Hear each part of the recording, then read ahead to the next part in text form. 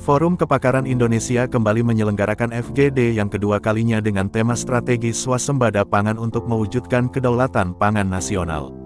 FGD yang menghadirkan sejumlah narasumber kompeten ini merupakan dialog akademik yang bertujuan menelaah kebijakan, memperkuat ketahanan pangan dan merumuskan strategi yang berkelanjutan.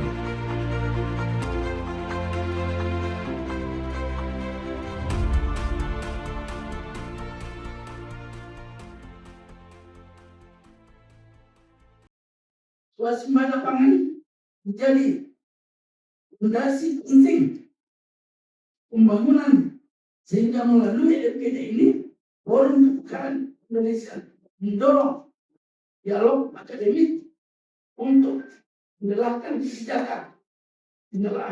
kebijakan, memperkuat ketahanan pangan dan merumuskan rekomendasi strategi aplikatif serta berkelanjutan. Dalam kesempatan ini, saya juga ingin menyampaikan mengenai FGD sebelumnya, di mana Dr. Lindsay telah diteruskan ke Sekretariat Jenderal untuk dibuat laporan dan berita acara yang akan ditandatangani oleh saya, Dr. Ibu Bapak Dr. Profesor Romin Dauri sebagai Ketua Dewan, Bapak Dr. Emil Kaban sebagai pengawas, tentunya Bapak Profesor Engin Rufin, dan juga Bapak Profesor Edi Sugiono sebagai sekjen, dan Bapak Profesor Agus Heri Purnomo sebagai Ketua Edukasi, dan Dr. Parwazi dari laporan dan berita acara tersebut akan disampaikan langsung kepada Presiden Prabowo dan tembusan kepada Menteri Pertanian dan Bappenas dan Bagian Keuangan, dengan tembusan kepada Menteri yang lain juga yang terkait. Hadirin yang saya hormati, pada kesempatan ini izinkan saya menyampaikan pula agenda strategis Forum Kepakaran Indonesia ke depan. FKI telah membentuk studio Forum Kepakaran Indonesia yang dirancang sebagai ruang kolaborasi keilmuan, riset, kebijakan, dan pengembangan gagasan strategis. Studio ini diharapkan menjadi pusat produktif pemikiran FKI yang dapat berkontribusi secara nyata. Tujuannya bagus gitu, kuliah bagaimana menyatukan potensi guru pakar Indonesia. Ini tentu lintas ya, bukan kami di sini, tetapi lintas disiplin ilmu, lintas bidang ilmu, yang mana lebih kita bisa berpikir independen. Ini penting menurut saya di tengah kondisi dinamika dalam negeri politik, apalagi dinamika global yang luar biasa. Kita berhadapan dengan era yang disebut VUCA. VUCA, V-nya volatility, uncertainty, complexity, dan ambiguity. Itu yang kita hadapi sekarang, era VUCA. Jadi manusia yang saat ini mampu menjadi leader adalah yang mampu beradaptasi dan mampu menyesuaikan dengan situasi dan kondisi yang berubah. Kita tahu dinamika politik saat ini di internasional, bukan hanya politik tetapi juga dinamika ekonomi. Tiba-tiba harga saham anjlok, tiba-tiba harga emas melonjak sampai 3.030.000 kemarin terakhir itu. Kemudian juga tiba-tiba perang Rusia, Ukraina, tiba-tiba Iran, Amerika. Banyak yang tiba-tiba, dan kita saat ini memang tidak boleh terkaget-kaget, jadi orang kaget.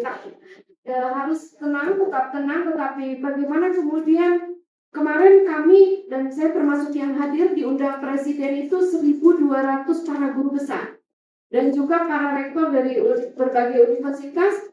Satu hal yang disampaikan adalah bagaimana ideologi survival, bagaimana kita mampu bertahan di tengah gejolak dan dinamika nasional maupun internasional. Tapi menurut saya tidak berhenti pada bagaimana kita survival atau bagaimana kita bertahan dan memiliki ketahanan nasional, Tetapi bagaimana kita sustainable? Kalau menurut saya sudah sustainability. Bertahan, oke, itu perlu. Tetapi bagaimana kemudian berkelanjutan?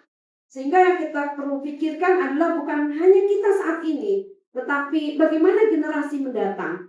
Kalau kita bicara hari ini tentang pangan, tentu ada banyak masalah yang dihadapi dalam konteks pangan. Saya bukan ahli pangan, ahli saya di bidang ekonomi syariah. Tetapi kemarin waktu Lemhanas saya menulis tentang transformasi ekonomi melalui swasembada pangan dan integrasi dengan industri halal bagi ketahanan nasional.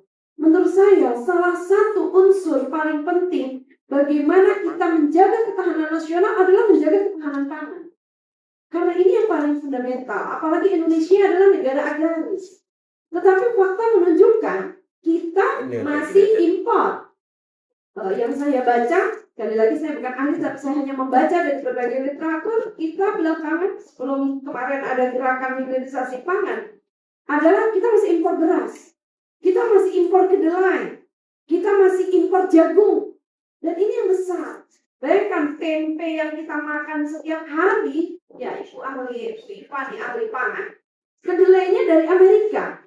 Dan saya pernah nanya, kebetulan saya punya saudara di Malang yang memang dia pengusaha tempe. Saya tanya, Bude beli tempe itu kedelainya dari mana?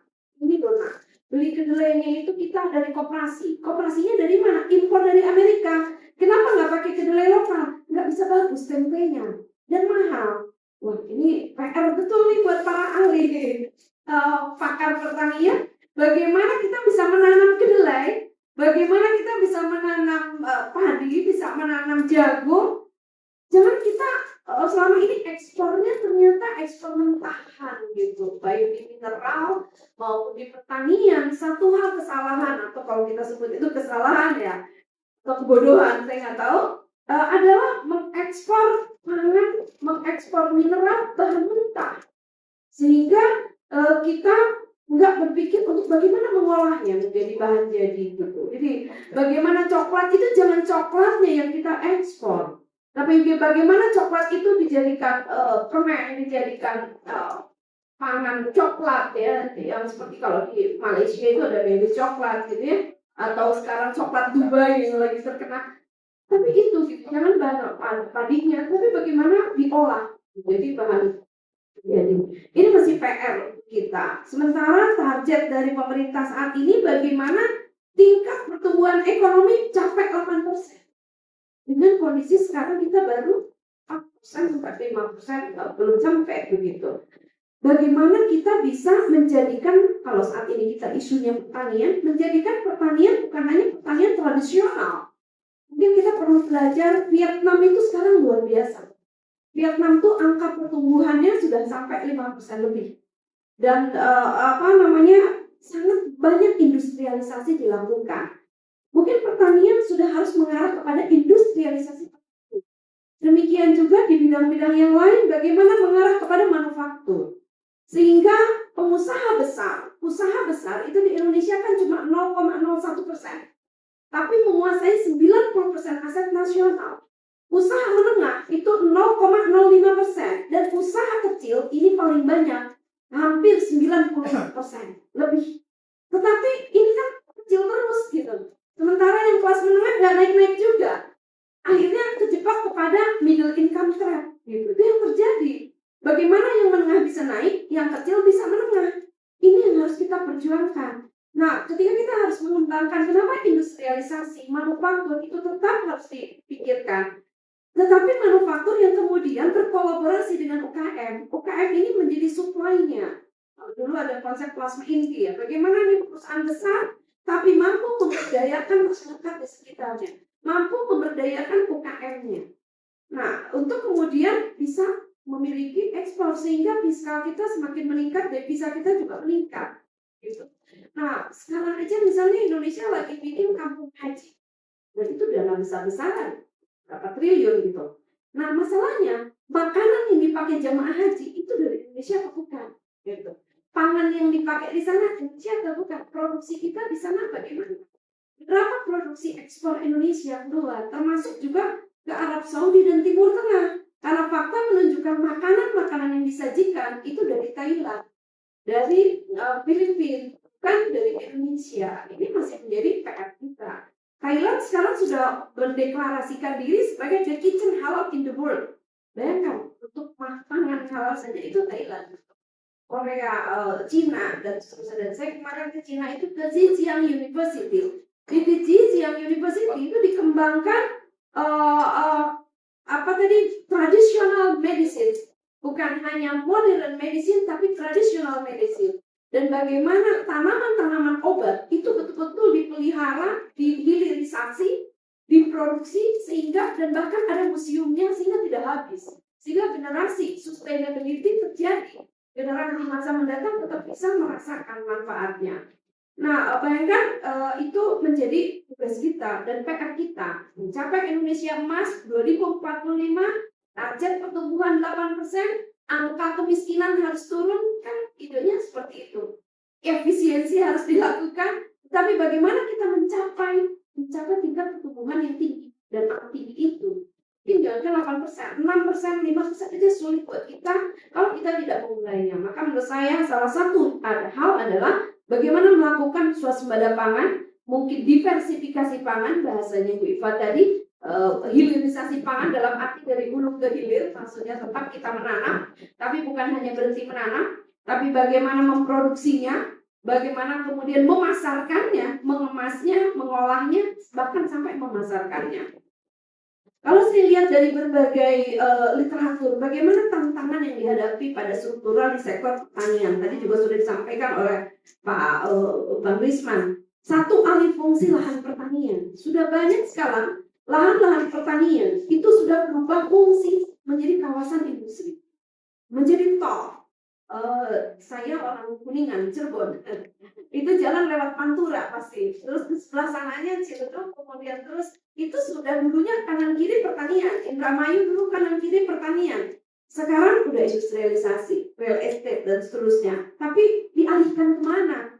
Yang dulu pertanian itu, oke, ini dijadikan industri, dijadikan jalan tol, tapi pertanian yang dulu itu kemana? Kan harusnya dialihkan ke tempat lain. Ini masih menjadi lahan-lahan sawah berubah menjadi kawasan industri, tetapi tidak ada pengembalian untuk lahan dialihkan ke wilayah lain misalnya. Yang kedua adalah problem produktivitas dan kesejahteraan petani. Dari dulu petani nanam dan kita apresiasi, tetapi itu aja gitu. Dengan produksi yang terbatas, masih rendah, kemudian juga bekerja keras. Tapi kalau sekarang katanya harganya sudah ditentukan dan sudah diberikan lebih tinggi, misalnya harga beras oleh pemerintah, tapi yang nyampe ke petani, Bang Putri, saya nanya ke petani di Lampung, masa harga beras itu cuma masih berapa gitu loh, murah sekali harga cabai.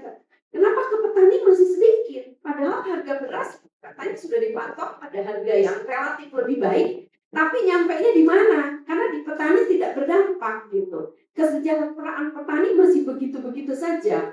Kesejahteraan petani masih menjadi PR. Bagaimana ini perlu ditingkatkan kesejahteraan petani, termasuk juga bagaimana memberikan bantuan insentif kepada mereka dalam menghadapi risiko, terutama risiko perubahan iklim yang saat ini luar biasa, banjir luar biasa, tsunami, kemudian longsor dan seterusnya, sehingga banyak panen mereka yang kurang.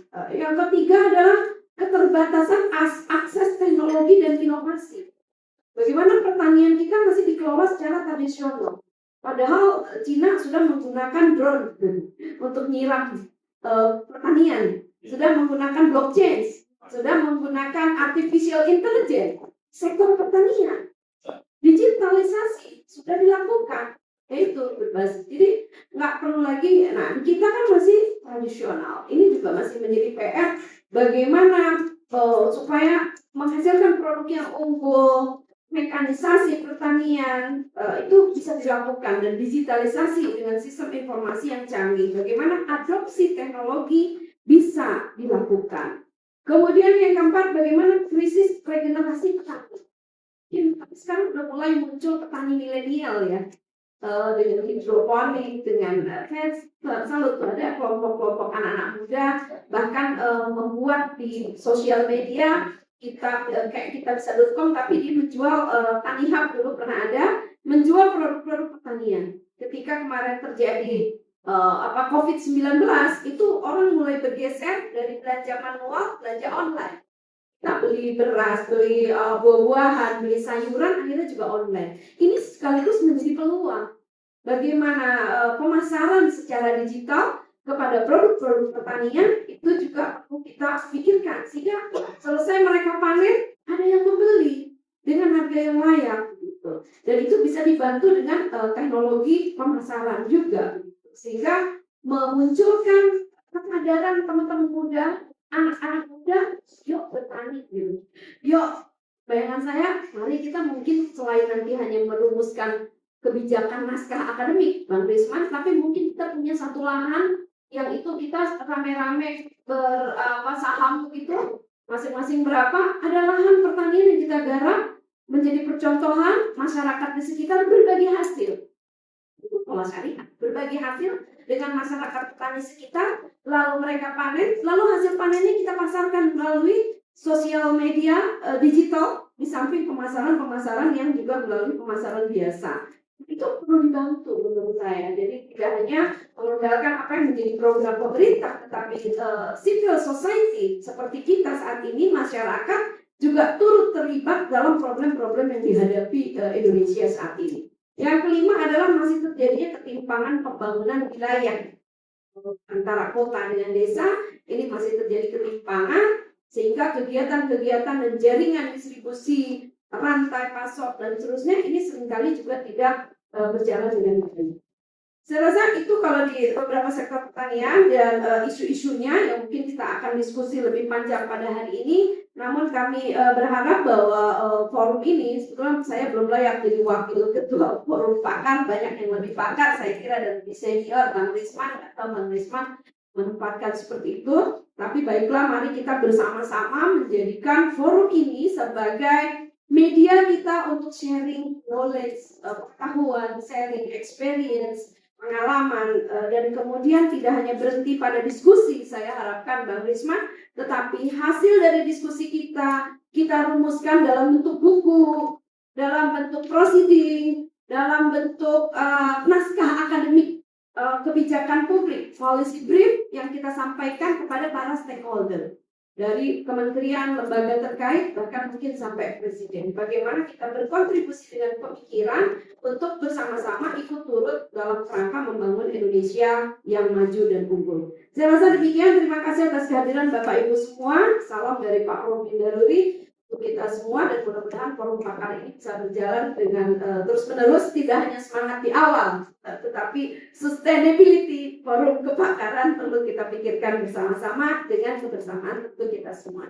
Demikian akhirul kalam, bila taufiq wal hidayah. Assalamualaikum warahmatullahi wabarakatuh. Kami akan berikan food estate regional di semua provinsi kabupaten yang sanggup. Yang sanggup adalah kan lahannya itu bisa ada. Nah, sekarang sudah ada 9 kabupaten dan provinsi yang dapat. Tapi akan terus muncul banyak.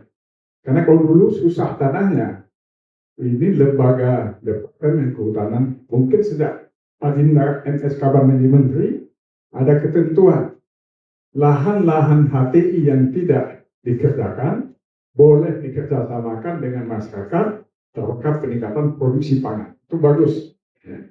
Nah, cuma nggak dilakukan. Ini kebijakan bagus. Jadi sebetulnya menurut saya kebijakan banyak yang bagus, tapi nggak jalan. Itu aja kan. Nah, misalnya ada tahun 2024 sama si DPD, pidato Pak Jokowi sudah digelontorkan dana KUR ke seluruh Indonesia 840 triliun. Saya langsung bagi 40 provinsi. Berarti ada 20 triliun satu provinsi. Pak Presiden ketinggalan waktu itu 36 masih. Nah, akhir tahun saya lihat berapa dapat. Kampung saya dulu Aceh. Mudah-mudahan dapat 20 triliun. Nggak ada. Mudah-mudahan 15 triliun. Nggak ada juga. Mudah-mudahan 10 triliun. Nggak ada juga. Jadi saya nggak melihat ke bawah lagi. Udah. Saya lihat daerah lain. Yang dapat nomor 1, 27 T adalah Jawa Tengah. Nah, artinya apa? Pemerintah sudah punya kebijakan bagus, tapi di bawah tidak jalan. Nah, kenapa tidak jalan? Karena Pemda itu tidak mengedukasikan bagaimana masyarakat bisa dapat KUR. Katanya tidak punya bunga, tapi datang sini minta bunga juga, mintanya banyak. Jadi banyak kisruh kita ini di bawah, gitu kan. Maka kalau Bung Karno kata begitu, menurut saya sebagai orang planologi yang kita disiplin ilmu utama itu manajemen. Dalam strategi untuk menentukan pangan di Indonesia ini, saya lihat itu manajemennya sangat lemah. Selain ilmu pengetahuan di bidang pertanian, ya, manajemennya. Kenapa? Coba kita lihat sekarang. Misalnya di Aceh. Aceh itu otonomi khusus dengan tanah besar, tapi termiskin di Sumatera. Padahal lahan selain yang sudah ditentukan oleh Pak Kaban Taman Nasional Gunung Leuser, masih jutaan lahan ada. Kenapa nggak kita bagi para rakyat supaya punya tanah? Karena masyarakat ini kan tidak bisa kerja kalau nggak punya lahan. Tadi siapa yang bilang itu? Di Jawa cuma 14 ranting kalau nggak salah. Orangnya 1 hektar sudah cukup untuk kaya dia. Kalau tanam sawit kan 6 juta per bulan. Setahun 12 kali 6, 70 juta. Sudah hebat. Tapi ada yang lebih hebat lagi daripada sawit. Tanamnya 8 bulan nggak bisa beli. Apa itu? Nilam. Nilam tanam 1 kali 1. Berarti 1 hektar 10.000 tanaman. Pohon. 40 pohon 1 liter. Cek oleh Syekh Kuala kemarin. Dan Syekh Kuala kemarin mengirim ke Prancis 18 ton. Berarti 1 hektar adalah 250 kilo. Bisa kan? Dan itu berapa hasilnya? Tiap 40 rumput adalah 1 liter atsiri. Harganya di Paris 2,3 juta. Kalau 250 pohon berarti 250 kilo, berarti berapa? Kali 2 juta aja, 500 juta. Setahun. 8 kali pada sawit. Jadi sebetulnya ilmu itu kita ada, tapi tidak diterapkan. Nah, kemarin saya lihat grade. Saya lihat supaya gagas. Dek, udah teman SMA? Udah, Pak. Jadi udah nggak keren. Saya nggak S1, Pak. Oh, S1 mana? IPB, Pak. Jadi kalau supaya Pak nggak ada kerjaan. Ini kan manajemen. Kenapa sekian Pak sarjana nggak punya lapangan kerja? Jadi, saya tidak bertanya-tanya. Menurut saya manajemen Indonesia ini belum beres. Itu kuncinya sebetulnya. Nah, manajemen rumah tangga. Ada 10 rumah tangga. Punya anak sama 2, punya istri sama 1.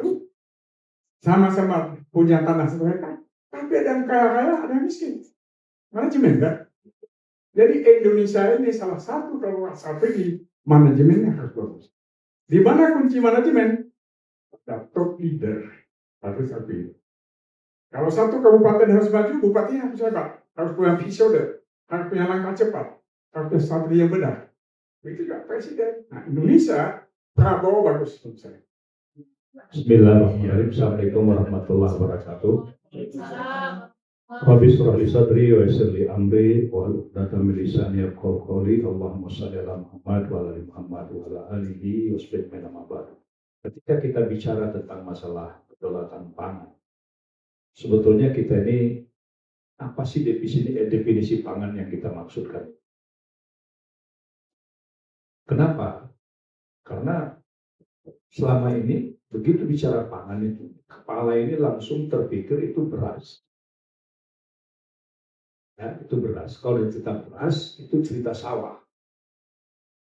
Ya, cerita sawah. Tapi pertanyaan, kita mau bersuasembada pangan ini sebetulnya apa? Apa yang mau kita fokuskan bersuasembada pangan ini? Ini harus kita kritisi betul-betul. Supaya jangan setiap ganti presiden judulnya itu lagi. Tak selesai. Pak Harto dulu, ya, itu sekitar tahun 80-an, ya, Fakultas ketiga, Fakultas keempat, itu diundang ke FAO, ya, ke United Nations, mendapat penghargaan tentang Indonesia mampu bersuasembada beras. Nah, tapi swasembadanya waktu itu adalah definisinya mampu memenuhi 80% kebutuhan nasional. Itu silakan dibuka. makna swasembada pada waktu 80%. Dan Pak Harto itu luar biasa membangun irigasi, ya, irigasi dan pencetakan sawah, walaupun ada pencetakan sawah yang gagal oleh PU. Itu lahan 1 juta hektar di Kalimantan Tengah. Sehingga kita curiga, yang 1 juta hektar itu waktu itu ada nggak feasibility study-nya? Karena 1 juta hektar lahan di Kalimantan Tengah itu isinya adalah kayu ramin yang mahal. Kemana uang kayu raminnya itu? Berapa juta kubik itu? Nah, ini kan ilmu curiga, ilmu curigation. Nah, tapi kayu raminnya habis, hilang, gak jelas apakah waktu itu masuk ke dalam penerimaan negara, sementara sawahnya gagal until now, sampai sekarang. Pernah nggak terpikir, ya? Pernah nggak terpikir bagaimana dengan pendekatan teknologi lahan 1 juta hektar itu bisa berproduksi seperti apa yang dicita-citakan, walaupun itu adalah gambut,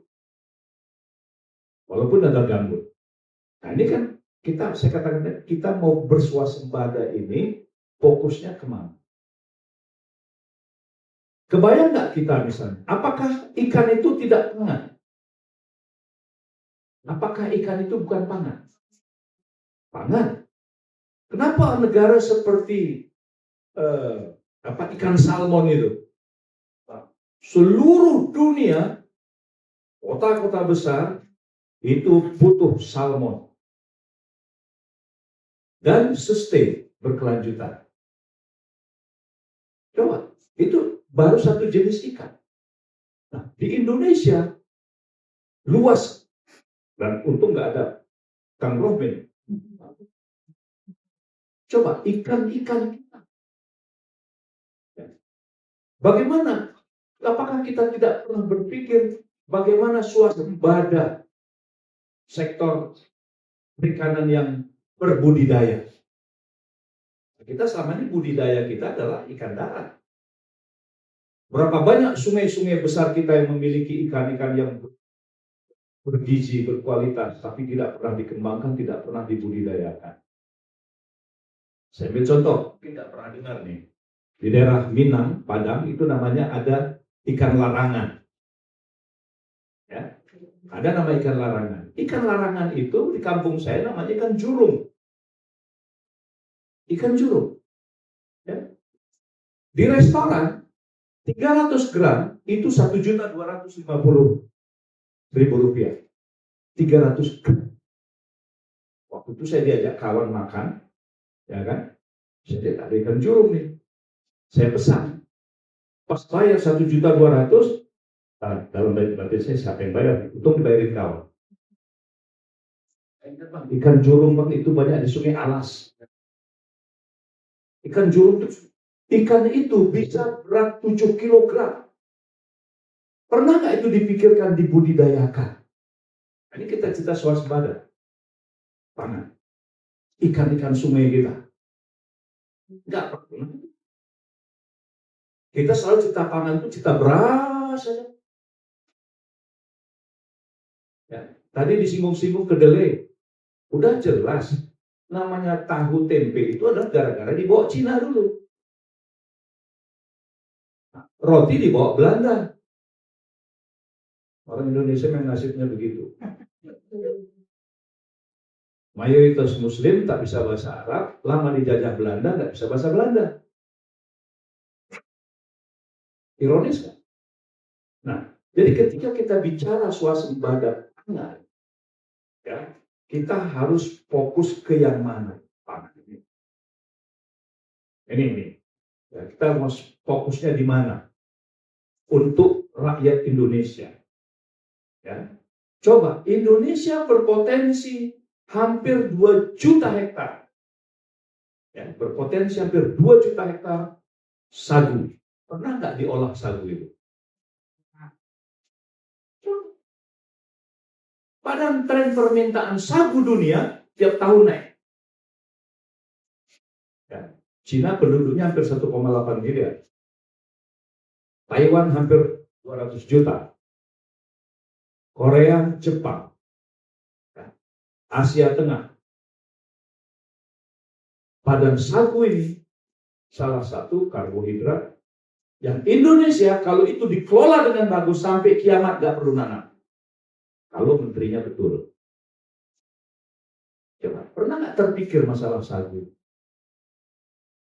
Hari ini kita punya potensi 2 juta hektar hutan sagu yang tidak disentuh, sementara riset tentang sagu itu sudah hampir final oleh dulu Profesor Ahmad Satari IPB. Coba. Jadi kita bicara tentang pangan dengan 2 juta hektar. Ya, sagu itu nggak perlu tanam lagi, yang penting di manage. Jadi pertanyaannya, apakah Indonesia ragu dengan swasembada? Pertanyaan. Nah, zaman Belanda, waktu zaman penjajahan, kita pengekspor gula. Kenapa setelah merdeka kita menjadi pengimpor gula? Hah? Zaman penjajahan, kita pengekspor gula. Setelah merdeka menjadi pengimpor gula. Tahun 1000, ini kalau ilustrasi saya, ya, kadang-kadang agak emosional. Ya. Langkat itu tahun 1889 itu sudah punya refinery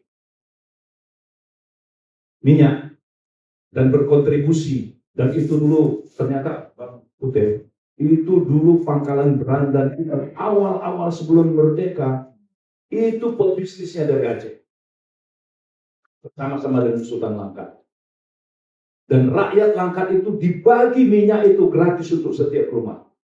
Setelah merdeka malah ditutup tuh pangkalan Berandan. Coba.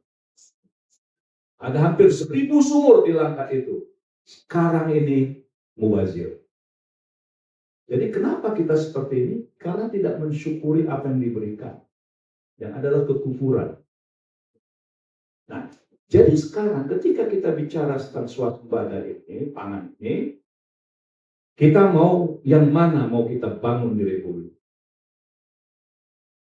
Nah, sayangnya setiap presiden yang tampil nggak punya konsep. Ketika cerita tentang produksi lahan, betapa timpangnya pemilikan lahan itu. Pulau Jawa, coba. Ketimpangan pemilikan lahan di Jawa. Karena tidak mungkin memakmurkan petani itu kalau lahannya sempit.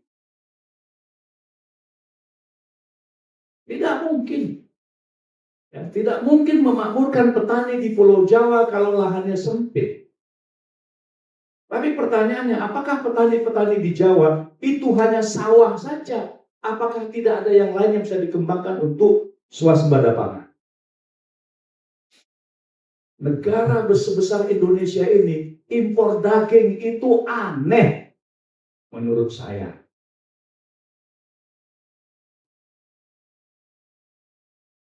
Kalau di kampung saya di Binjai sana, di Langkat sana, itu lembu kampung Bang Putih ini terkenal. Namanya lembu Aceh. Karena dia memang habitatnya lokal. Nah, kalau ini ada sapi Bali, kalau Sumatera Barat ada sapi pesisir. Kok di Indonesia dikenalkan simental macam-macam? Terakhir dari sementer. Kenapa? Yang lokal-lokal ini tidak dikembangkan. Ini cara, maka sebenarnya kita mendefinisikan pangan ini sebetulnya mau kita swasembadakan itu yang mana? Tingkat konsumsi daging orang Indonesia kita itu kan hanya 3,7 kilogram. Kalah sama Singapura, kalah sama Filipina. Ya kan? Apakah dengan MBG ini stunting itu bisa teratasi? Yang perlu dipikirkan seharusnya adalah bagaimana dari 3,7 kilogram naik menjadi 5 kilogram, naiknya berapa tuh? Sekitar 1,3 kilogram. Untuk menaikkan 1,3 kilogram untuk seluruh orang Indonesia, berapa juta ekor yang harus dilahirkan untuk swasembada daging di Indonesia ini? Nah, apakah daging tidak termasuk pangan? Hah? Kenapa? Kok kita tidak berpikir untuk berswasembada daging ini dengan hamparan yang sangat luas? Ada konsepnya. Kalau saya ada konsepnya. Ada konsepnya itu. Diturunkan dari ilmu kehutanan. Nah, sekarang masalah pemilikan lahan. Di Pulau Jawa, ya, orang memiliki lahan itu, ya, masyarakat itu maksimal 5.000 meter. Tadi Bang Budi sudah ulas sedikit. Kalau dia panen 3 kali, berapalah dia? Jadi perlu dipikirkan bahwa pemilikan luas produksi pemilikan lahan ini, ya, jadi maksud saya perlu peningkatan pemilikan lahan. Jadi yang selama ini dikatakan dimiliki elit, ditarik dia ke masyarakat. Nah, Pak Harto dulu transmigran itu antara 2 sampai dengan 4 hektar. Sekarang sudah hampir sekian puluh tahun rakyat bertransmigrasi, lahannya digugat-gugat. Kan aneh kita ini. Berapa banyak orang dulu dipindahkan ke Lampung, ke Palembang, ya, ke banyak perbatasan di Kalimantan. Transmigrasi. Nah, memang area transmigrasi itu kawasan hutan. Mereka setelah sekian puluh tahun digugat status lahannya. Bagaimana rakyat bertenang? Padahal itu program pemerintah. Program negara transmigrasi. Sekarang setelah mereka bertempat tinggal di sana, digugat-gugat statusnya. Ini Pak Harto waktu itu 2 sampai 4 hektar. Malah Bang Budi, saya temukan di Riau, kebetulan saya waktu itu skripsi saya tahun 84 saya sudah bikin persiapkan skripsi tentang perencanaan kebun sawit khusus pil. Nah, Pak Harto itu hebat. Karena waktu itu Riau masih sangat baru, belum tumbuh, belum berkembang, ya. Dibuka kebun sawit, ya. Itu 84 saya riset, ya, untuk bikin skripsi, ya. Dan ternyata Pak Harto itu mempersiapkan untuk yang mau pensiun tingkat-tingkat kolonel waktu itu dikasih 100 hektar untuk tanam sawit. Cuman begitu pensiun mereka nggak dilatih jadi petani, akhirnya dijual. Tapi Pak Harto itu berpikirnya udah luar biasa. Kalau hari ini 100 hektar tanam sawit, wah udah senyum kayak Bang Putih. Tadi 4 hektar aja udah ditumbang Putih. Ya. 100 hektar, 1 bulan itu tidak kurang dari 300 juta. Coba. 100 hektar nanam sawit hari ini tidak kurang 300 juta. Sekarang income per kapita kita berapa? Sekitar 3.000-4.000. Kalau tadi cerita tentang Indonesia cemas,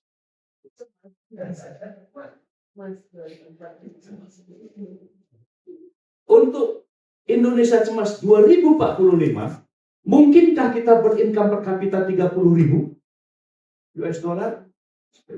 Oke. Jadi saya tetap mengatakan 2045 Indonesia itu cemas. Jangan bodohi rakyat ini. Kalau pemilikan lahan itu tidak dipersiapkan dari sekarang.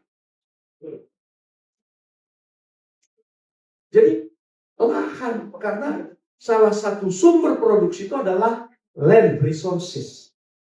Ya kan? Sumber daya lahan ini. Kalau rakyat itu masih 5.000 meter, enggak lah.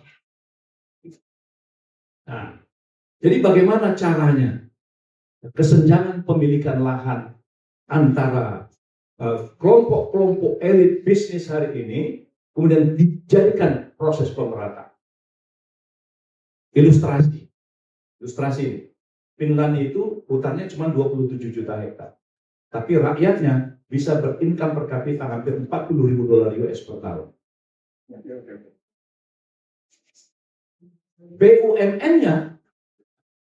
BUMN di Finland itu nggak lebih dari 1.000 hektar.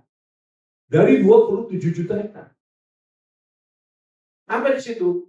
Pemerataan kesempatan kepada rakyat masyarakat untuk memiliki lahan, mengelola hutan. Padahal di Finland itu tanam tahun 2060, ya, itu panennya adalah tahun 2120, 60 tahun. Tapi mereka sudah menanam 200 tahun yang lalu. Indonesia di mana?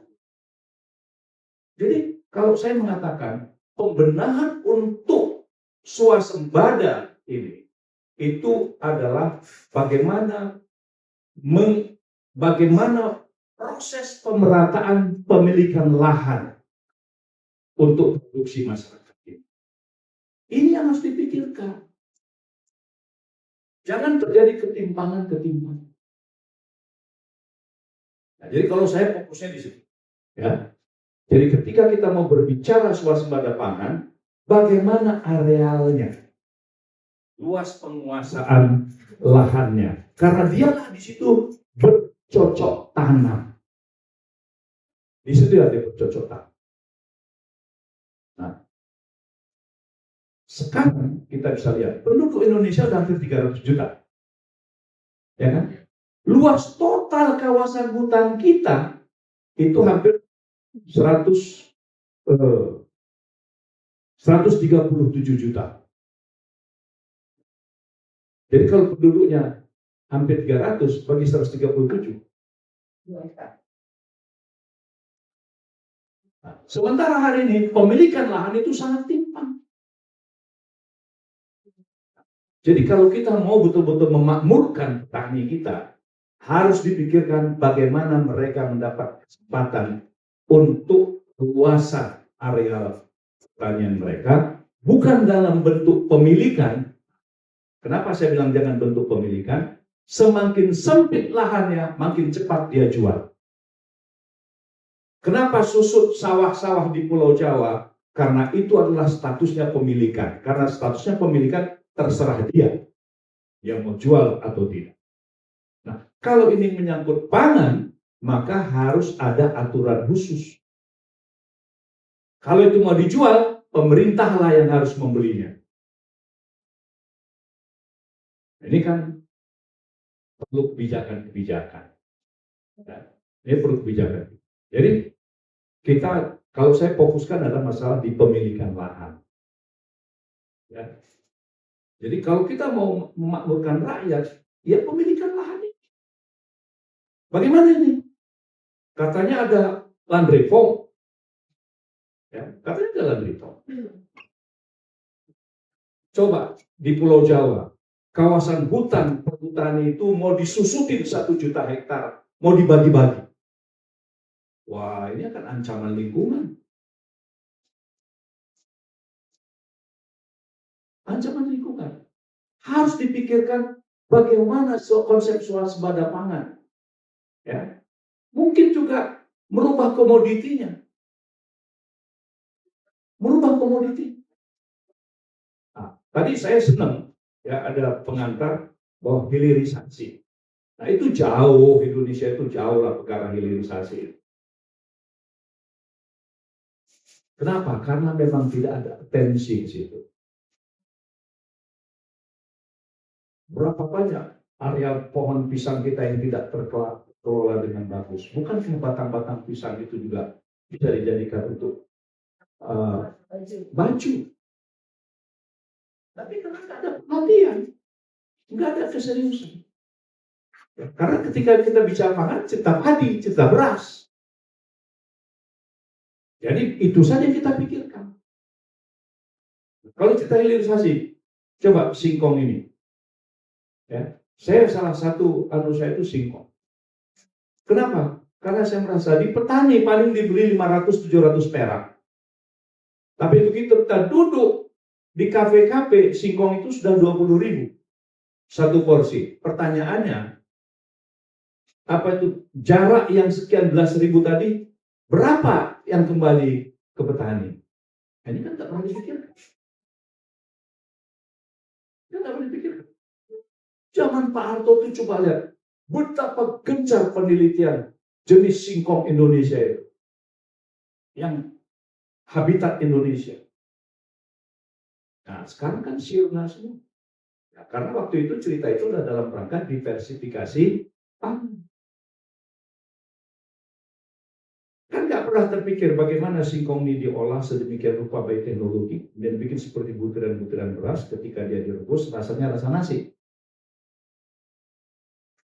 Kenapa nggak pernah terpikirkan? Kan terjadi menaikkan nilai kan? Naik value-nya. Tapi kan tidak pernah ditekuni. Coba jagung-jagung lokal kita hari ini. Kemana jagung-jagung lokal? Padahal jagung lokal itu jauh lebih lemak, lebih nikmat. Tapi hanya gara-gara produksi, masuk jenis jagung yang sifatnya penjualan benih. Tersingkir jagung-jagung lokal. Nah, apakah kita tidak berpikir bahwa lokal konten itu kan penting? Nah, jadi ini jadi fokus saya adalah ketika kita bicara tentang masalah swasembada, maka harus kita rumuskan kita mau swasembada yang mana, kedaulatan itu untuk petani seperti apa, hak-hak mereka terlindungi, supaya apa? Ada jaminan masa depan mereka. Jangan ketika panen harga turun. Kan sering begitu. Ya, begitu panen, harga turun. Begitu sedikit kemarau, harga naik. Petani tidak menikmati.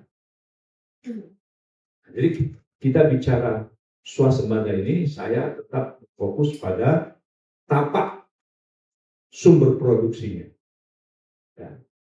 Nah, seperti sekarang saya yakin, kalau pemerintah terlalu fokus kepada beras, ya, sementara tingkat produksi lahan di Jawa itu jauh berbeda dengan tingkat produksi di luar Jawa. Nah, sementara hari ini untuk pencetakan sawah itu udah beberapa kali dilakukan, tidak sukses. Ya, kalau gagal nanti kan terlalu keras, tidak sukses. Tidak sukses. Berapa kali itu? Saya ada daerah-daerah yang saya datangi petaninya. Pak, kami siap lahan kami dicetak sawah, tapi jangan melalui PU ya. Loh, kenapa kita bilang payah kalau melalui PU? Nah, harusnya PU kan kritik nih. Kritik. Jadi ini contoh. Nah, berapa banyak juga di negara kita ini dibangun bendungan-bendungan untuk irigasi, dibangun bendungannya, sawahnya nggak ada.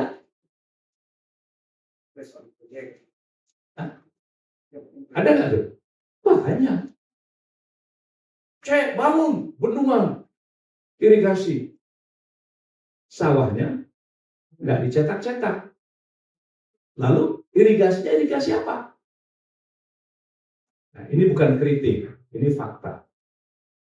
Nah, jadi hadirin forum ini, saya pikir kita harus betul-betul membantu rakyat, ya, dan juga memberikan pemikiran kepada pengambil kebijakan, ya, agar kehidupan masyarakat kita ini berubah nasibnya, terutama para petani-petani kita yang saya lihat itu makin hari mereka makin terpojok. Ya, pemerintah negara harus hadir untuk mempersiapkan tapak-tapak lahan mereka dari semua lahan-lahan yang tersedia, dari yang tidak produktif bagaimana diproduktifkan, kemudian komoditinya yang mana yang betul-betul bisa kita tumbuh kembang.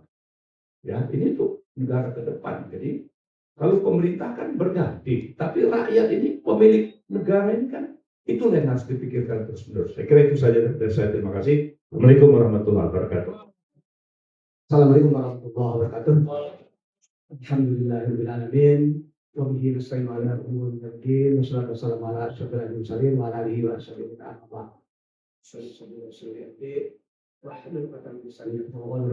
man sallallahu alaihi wa sallam. Ketahanan pangan itu kata kuncinya adalah ketersediaan. Satu ya. Yang kedua keterjangkauan. Jadi kalau kita bicara apakah negara itu memiliki ketahanan pangan atau tidak, ya ada sejauh mana ketersediaan pangan. Jadi itu katakanlah bisa berapa kalori, berapa jumlah produk, itu namanya ketersediaan. Tapi bukan hanya itu. Kalau itu Singapura saya kira dia punya ketahanan pangan kuat. Ya. Yang kedua keterjangkauan. Berarti nanti ada indikator-indikator tertentu yang kita rumuskan. Ya. Saya kira itu sudah dirumuskan oleh kawan-kawan dari Badan Ketahanan Pangan Nasional, kemudian lembaga internasional mendefinisikan. Mereka itu kita tidak perlu bicara itu. Ya. Yang penting kata kunci adalah pangan tersedia. Yang kedua, pangan yang terjangkau. Dan yang ketiga, kalau menurut FAO itu pangan yang sehat. Kira-kira begitu ya. Itu saya kira. Tapi di Indonesia ini punya konsep tersendiri. Kalau hanya bicara ketahanan pangan, Singapura itu dianggap sebagai negara. Bahkan pernah menjadi negara urutan pertama untuk ketahanan pangan yang kuat. Tapi dia tidak punya pangan. Beli gitu. Nah, oleh karena itu di Indonesia ada konsep menurut undang-undang pangan yaitu bukan hanya ketahanan pangan, tapi kemandirian pangan. Artinya kemandirian itu adalah kemampuan suatu bangsa atau negara menyediakan pangan berdasarkan potensi sumber daya dan sosioekonomi setempat. Itu barangkali oleh karena itu kita bicaranya adalah kemandirian pangan. Di undang-undang pangan seperti itu. Jadi kita punya konsep swasembada pangan itu Pak Harto sebenarnya. Oke, itu satu. Yang kedua kita juga tidak menutup mata. Per tanggal 31 Desember kemarin Pak Prabowo menyatakan kami swasembada pangan. Beras yang dimaksud, kan? Jadi beras yang begitu ya. Nah, dia menyatakan karena kita masih tidak impor pangan selama tahun 2025, katanya begitu ya. Masih ada stok pangan sebanyak 3,5 juta ton. Gitu. Oke, saya kira itu kalau itu data kita akui. Ya, kebutuhan kita hanya 31,1 juta ton, sedangkan yang dihasilkan adalah 34,7 juta ton. Ada selisih 3,5 katanya. Nah itu kita akui oke. Tetapi persoalannya bukan hanya di situ. Nah, swasembada pangan atau kemandirian pangan yang kita itu berada pada fondasi yang sangat kuat. Jadi katakanlah, oke, hari ini kita bisa swasembada, tapi esok lusa betul. Karena ibarat bangunan yang menjulang tinggi, tetapi fondasinya sangat lemah. Apa itu yang sangat lemah? Ada dua hal penting yang harus kita bicarakan di sini. Yang pertama adalah lahan. Jadi tadi Bang Sotin lahan, pertama bicara. Satu lahan, yang kedua manusia. Kita mau bicara teknologi apapun nanti, tapi fondasinya harus kuat. Jadi hari ini mari kita bicara bagaimana kita membangun fondasi yang kuat untuk lahan itu. Kira-kira begitu ya kira-kira. Oke, soal hilirisasi nanti. Bahkan kami juga dengan para mahasiswa diskusi nanti. Ada bagaimana kita membuat e-commerce, bagaimana digitalisasi, bagaimana kita pengolahan, bagaimana kita seterusnya kita bisa. Oke, dua hal saya kira. Soal lahan, yang kedua soal manusia. Baik, kita berlahan sipil. Ada negara yang lahannya sipil. Pengalaman saya di Jepang, itu ya di Fukui, kemudian di Yamagata itu berlahan sipil. Ya, tapi kok mereka bisa mandi barangkali itu. Kemudian yang kedua ada negara yang berlahan sangat tua, Australia. Kemudian saya ambil postdoc di Australia. Kira-kira seperti itu. Jadi kalau kawan bicara tentang nanti, oke, nanti ada contoh acuannya dari Melbourne kita bicarakan dulu. Saya punya papernya karena paper saya dulu waktu ambil postdoc saya kira-kira gitu. Tapi jangan dulu sana. Tapi sekarang kita bicara di hulu dulu. Lah, kira-kira begitu ya. Oke. Bapak, adik-adik, ada selama kurun waktu 30 tahun, dari tahun 83 sampai 2013, kita kehilangan sekitar 8 juta hektar lahan. Dari 16 juta hektar lahan, di tahun 2013 itu hanya sekitar 8 juta hektar lahan. Kemudian di tahun 2019, konon BPN mengumumkan lahan kita cuma 7,4 juta hektar lagi. Hari ini saya tidak percaya lahan itu siapa. Maaf, kemarin statistik BPN tidak mengemukakan data itu sekarang. Saya tidak tahu hasilnya apa kayak gitu ya. Cuma yang dikemukakan luas panen. Luas panennya katanya sekitar 10,5 juta. Kalau luas panen itu karena setahun 2 kali panen, berarti existing lahan kita itu sekitar 5 juta lagi, kira-kira begitu ya, dugaan. Satu orang itu ini actually the big number, kira-kira begitu ya, itu yang bisa kita perhatikan. Kemudian kalau kita mau buka sedikit apa lembaga-lembaga internasional seperti FAO, bahkan ada suatu lembaga di Inggris namanya Economic Intelligence Unit. Nah, tiap tahun dia mengeluarkan publikasi. Di tahun 2017-2018 dia mengeluarkan pernyataan bahwa Indonesia adalah negara yang paling rendah daya dukung lahannya terhadap ketahanan pangan. Bahkan tahun 2017 kita ditempatkan di ranking 110 dari 114 negara. Kemudian pada tahun 2018 juga kita ditempatkan pada ranking ke 111. Sangat tinggi kira-kira gitu. Oleh karena itu, katakanlah misalnya dia mengatakan kalau bahasa kasarnya Indonesia negara kaya dalam hal berbicara soal daya dukung lahan kira-kira untuk ketahanan pangan. Dan ini faktual kira-kira gitu ya. Itu saja. Nah kalau saya peneliti itu dosen biasa ada tugas tahunan penelitian gitu. Dan ternyata kita ada data Bapak, yang pertama adalah data dari Das Cibaliung Banten yang terdiri dari 15 kecamatan. Yang kemudian ada data dari Kota Batu di Jawa Timur, dekat Malang, ada Kota Batu. Yang ketiga ada data di Bantul. 3 kabupaten ini dulunya adalah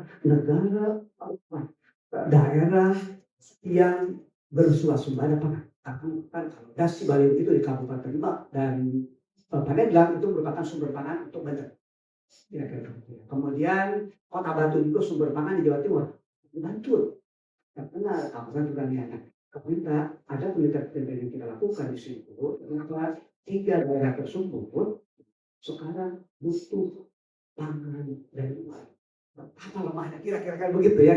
Itu kira-kira apa namanya yang harus kita perhatikan bersama. Betapa lemahnya kita.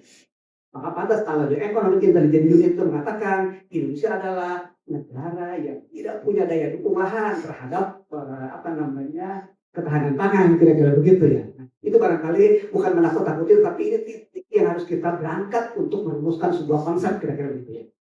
Itu saya kira yang penting. Kemudian soal manusia, saya kira jarang petani itu pemuda.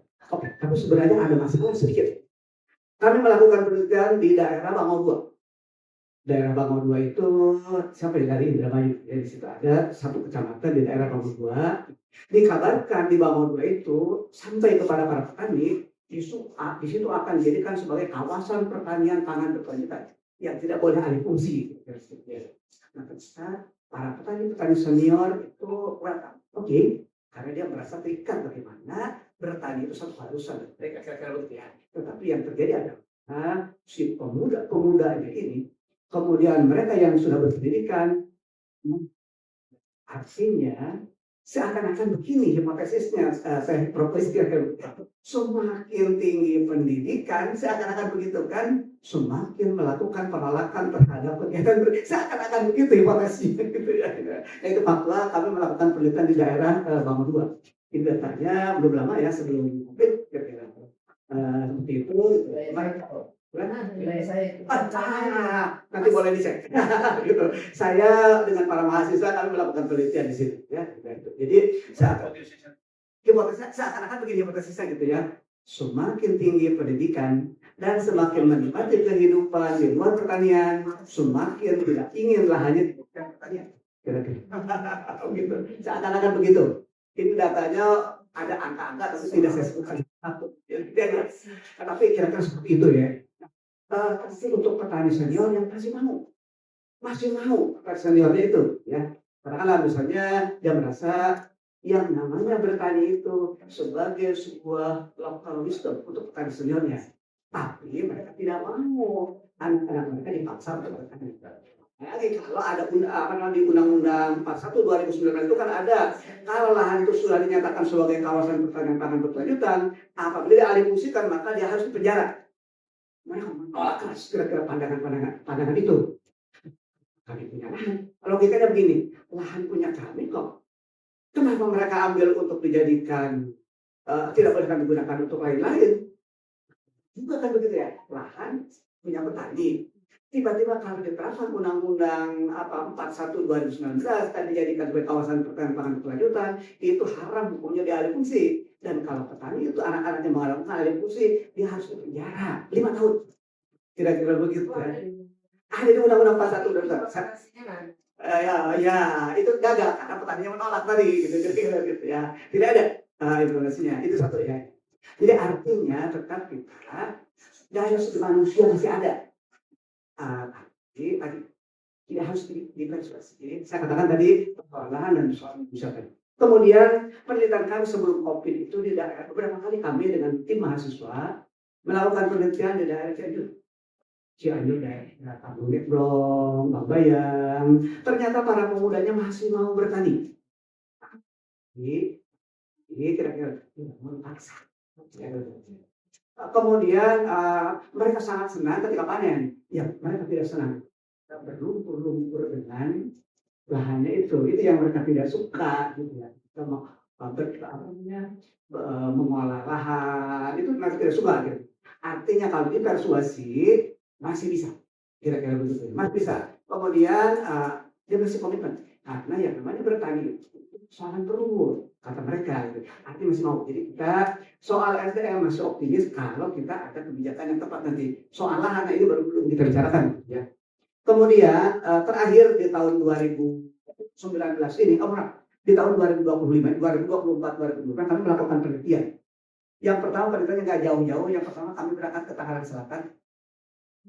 Di situ ada petani anggrek.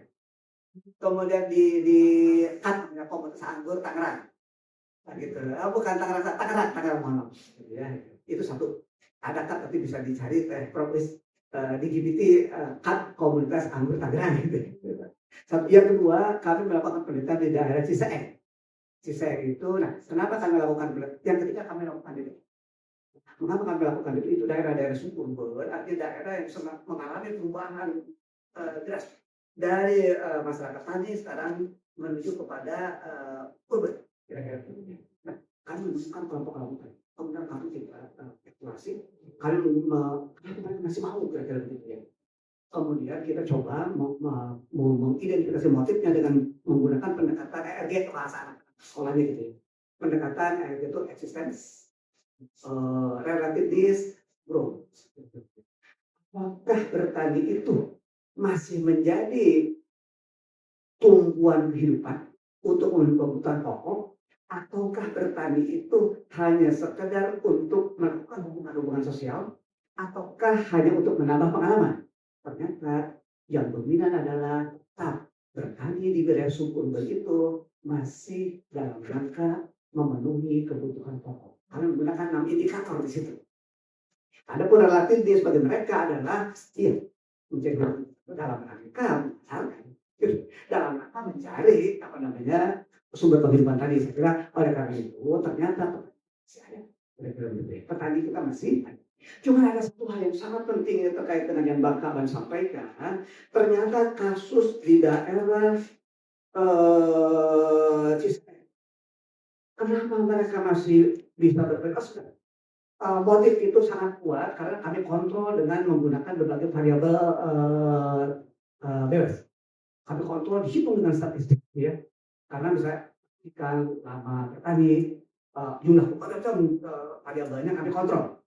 Variabel-variabel tidak berpengaruh terhadap motif bertani mereka. Artinya tetap walaupun dikontrol dengan berbagai keragaman variabel tadi, ternyata mereka masih tetap bertani untuk mendapatkan memenuhi kebutuhan pokok gitu. Nah, jadi bertani itu Pak Kaban, ini mohon maaf sebentar saya menemukan yang seperti ini. Dari mana mereka punya lahan? Itu masalahnya. Ternyata untuk petani Ciseeng, dari 60 responden kami, ternyata 42 orang, artinya lebih dari 50%, bahkan 70% lebih, di tanah HDU. Artinya mereka tidak punya lahan. Barangkali itulah tadi terkait dengan yang abang sampaikan tadi, persoalan ketimpangan lahan. Itu satu ya kasusnya. Jadi mereka mau bertani, tapi untuk memenuhi kebutuhan hidup mereka harus kayak memanfaatkan lahan HDU yang kepemilikannya belum diserahkan kepada mereka. Itu barangkali hal penting yang harus kita perhatikan kira-kira. Yang kedua, kasus Depok sangat menarik juga. Kasus Depok itu karena bukan petani belimbing dewa di situ, ternyata yang lahan-lahan yang mereka gunakan adalah lahan yang sudah mereka jual kepada developer. Jadi sebelum digunakan oleh developer ini, mereka memanfaatkan lahan tersebut untuk kegiatan biasanya mereka. Kasihan kita tuh. Kalau begitu, mungkin kita akan memiliki infrastruktur swasembada pangan yang sangat kuat. Kalau kondisi lahannya seperti itu, kira-kira begitu ya. Nah, barangkali ini saya kira titik Pak Prof. Maaf saya bicara dahulu. Jadi kalau kondisinya seperti itu, tidak mungkin kita akan memiliki infrastruktur untuk swasembada pangan itu yang sangat kuat. Katakanlah dalam hal ini beras, apalagi untuk yang lain-lain nanti, karena lahannya itu yang tidak ada. Nanti kan katakanlah ada Depok, betul dari Depok, saya juga dari kampus Depok. Sama. Kami hijrah ke IPB saya, S2, S3-nya di IPB, tapi dulunya S1-nya di UI. Gitu. Jadi kenal dengan beliau, dulu bukan di UI Pak, di UI bukan di Depok, tapi UI masih di Rawamangun, mainnya di Jawa Sari dengan Bang Kaman, kira-kira begitu. Oke, jadi sekali lagi ini berdasarkan kasus Depok, berdasarkan kasus Ciseeng, kira-kira tidak mungkin kita akan memiliki swasembada pangan yang optimal. Lahannya tidak ada, lahannya sudah punya developer, lahannya punya HDU yang tidak ada hak diberikan kepada hanya sementara tidak tersebut. Nah, oleh karena itu barangkali kami untuk penyelesaian ini yang dalam waktu sedikit tadi. Pertama harus ada perubahan paradigma. Saya kira begitu ya, perubahan paradigma. Pertama adalah harus begini. Kenapa untuk swasembada pangan kok dibebankan kepada lahan tadi? Itu tadi saya menceritakan kasus dari Pamo 2 tadi, merasa tidak adil. Lahannya punya kami, lahannya punya kami, kira-kira begitu. Kenapa akan dijadikan sebagai LP2B, di mana kami tidak boleh menggunakan untuk selain bertani, kira-kira begitu. Padahal kami butuh untuk yang lain. Kalau kami mengganggunya, kami yang di penjara, gitu ya. Itu unjustice di mereka, gitu ya. Nah, oleh karena itu barangkali kalau kita mau mengusulkan ke Pak Presiden, kedua harus ada perubahan paradigma. Nah, dia kebutuhan pangan itu bukan tani atau perlu keberpihakan tuntas itu. Ya. Kalau bahasanya begini, kira-kira yang pertama bukan hanya keberpihakan, tapi pemerintah sebagai penyedia pangan. Barangkali paradigmanya begitu lebih terus. Ya. Nah, pemerintah sebagai penyedia pangan. Ya, tapi tentu saja ada alokasi lahan nanti yang diberikan kepada petani, kira-kira begitu ya. Kira-kira begitu. Tetapi saya teringat dengan kata-kata Umar bin Khattab begini, Pak Kabar.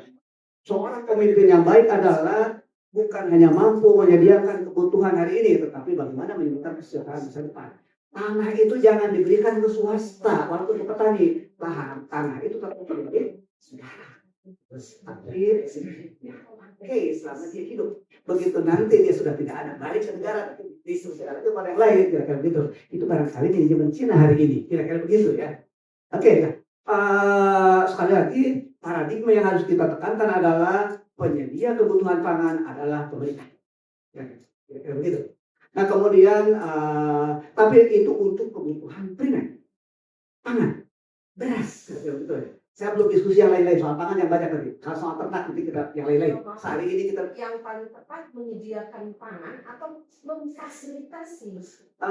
Supaya tugas paling menyediakan, tapi nanti memberikan fasilitas lahan kepada petani. Itu yang barangkali. Kalau saya usulannya begitu. Tapi kalau fasilitasi, kan sekarang kembali udah fasilitasi kata pemerintah. Kan begitu, oleh karena itu kami menegaskan dia sebagai penyedia pangan, tetapi bekerja sama dengan. Nah, kenapa mengatakan begini? Karena saya diilhami oleh kasus Khaybar, Felis. Di zaman Rasulullah SAW. Jadi begini kasusnya itu kan di zaman Khaybar itu. Rasul mendapatkan tanah dari Yahudi Khaybar. Kira-kira begitu ya, mendapatkan tanah. Sangat subur. Ya, dari Yahudi itu. Nah, terus saya cari di GPT ya, berapa luas, tidak ketemu, tapi yang luas.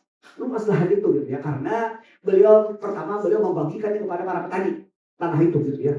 Kepada Pak Hafiz, Pak Tusen milik ya. Ah, itu dia. Saya interupsi sebentar ya, cerita Khaybar ini.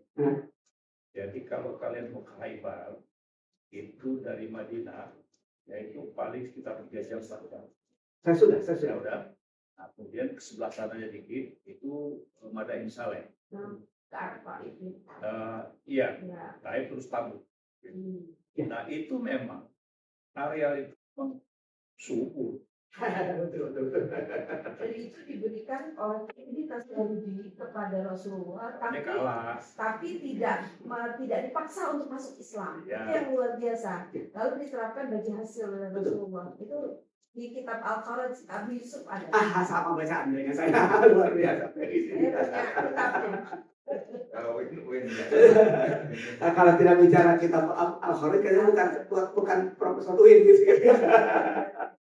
Tapi kan mengatur soal perpajakan lahan, mengatur bagaimana lahan-lahan pada masa sampai awal.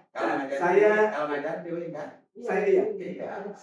Tapi kalau kata Bang Hero, katanya kamu mah ini katanya apa namanya Uin tapi rasa IPB kan begitu. Enggak, 9 kali saya baca kitab Al-Kharaj. Kalau saya melihatnya unik.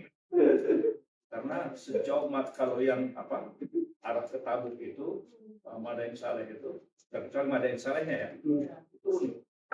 Karena Madain Saleh itu mau musim kering, mau musim dingin segala macam, itu frontal.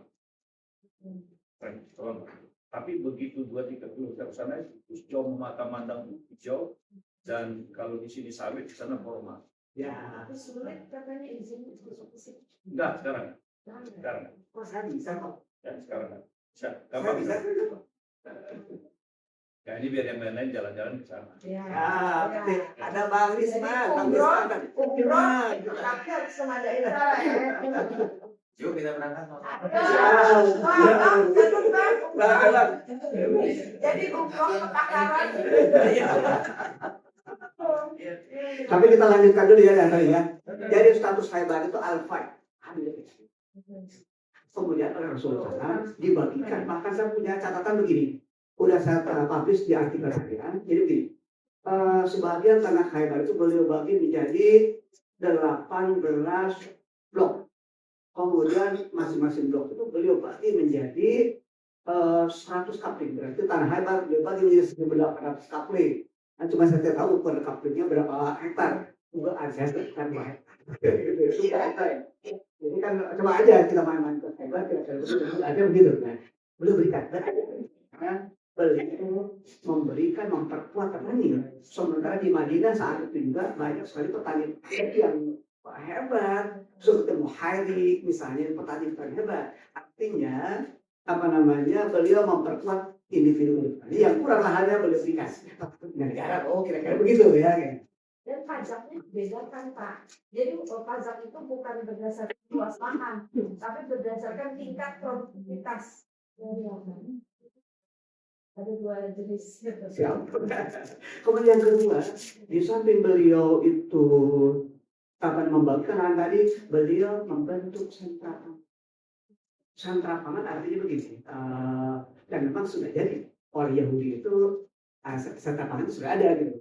Nah kemudian beliau kembangkan sentra pangan itu sampai ada strukturnya di negara. Masih ingat barangkali seorang Abdul Rawaha di situ ya. Nah, kemudian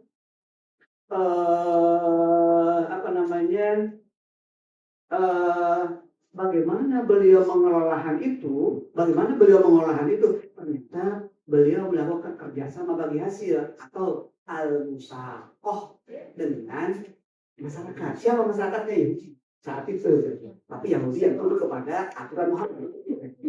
Jadi artinya kalau maka dalam salah satu artikel saya mengatakan kalau kita mau swasembada yang sesungguhnya kita harus menggunakan konsep dua fondasi atau istilah saya dua sistem. Yang pertama kita memperkuat petani. Nah, yang kedua pemerintah itu harus punya sentra-sentra pangan di tiap Pemda yang bekerja sama dengan petani. Maka situ makna Bang Kaban tadi adalah berpihak kepada petani dalam arti kata yang sesungguhnya di situ. Boleh dihitung nanti, teknis barangkali nanti berapa impact ekonominya kalau seperti itu nanti akan terjadi pemerataan yang luar biasa di pedesaan kira-kira begitu ya.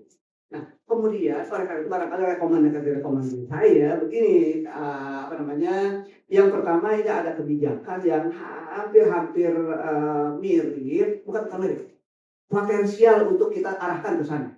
Yang pertama adalah ada kebijakan tentang reforma agraria.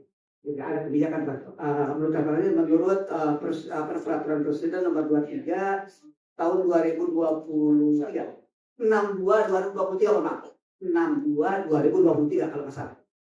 Kira-kira Perpres 62/2023. Saya bacakan aja ya misalnya. Berdasarkan Perpres nomor 62/2023 tentang percepatan reforma agraria, terdapat 3 bentuk tora. Karena objek reforma agraria yaitu tora dari kawasan hutan, kawan. Nah, gitu ya. Kalau itu saya nggak setuju. Nggak setuju, oke deh. Nanti kita diskusikan. Kalau setuju tapi tetap berwawasan lingkungan. Karena itu berbahaya. Oh gitu. Iya, karena kawasan hutan itu berbeda dengan yang dalam pikiran orang. Oke deh, kalau gitu. Lupakan dulu, tapi ada lagi yang kedua. Jawa ya, Oke. Jawa ya. Tapi nanti barangkali kita cari titik ini ya. Cari titik nanti. Nanti ada ahli lingkungan sebentar, nanti ada ahli lingkungan.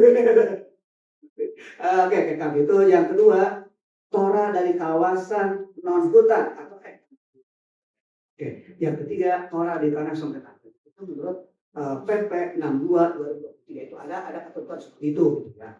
Nah, saya kira kemudian subjek yang menerima tora itu yang pertama adalah individu, yang kedua kelompok masyarakat dengan kepemilikan bersama, kelompok hukum adat dan lembaga berbadan hukum.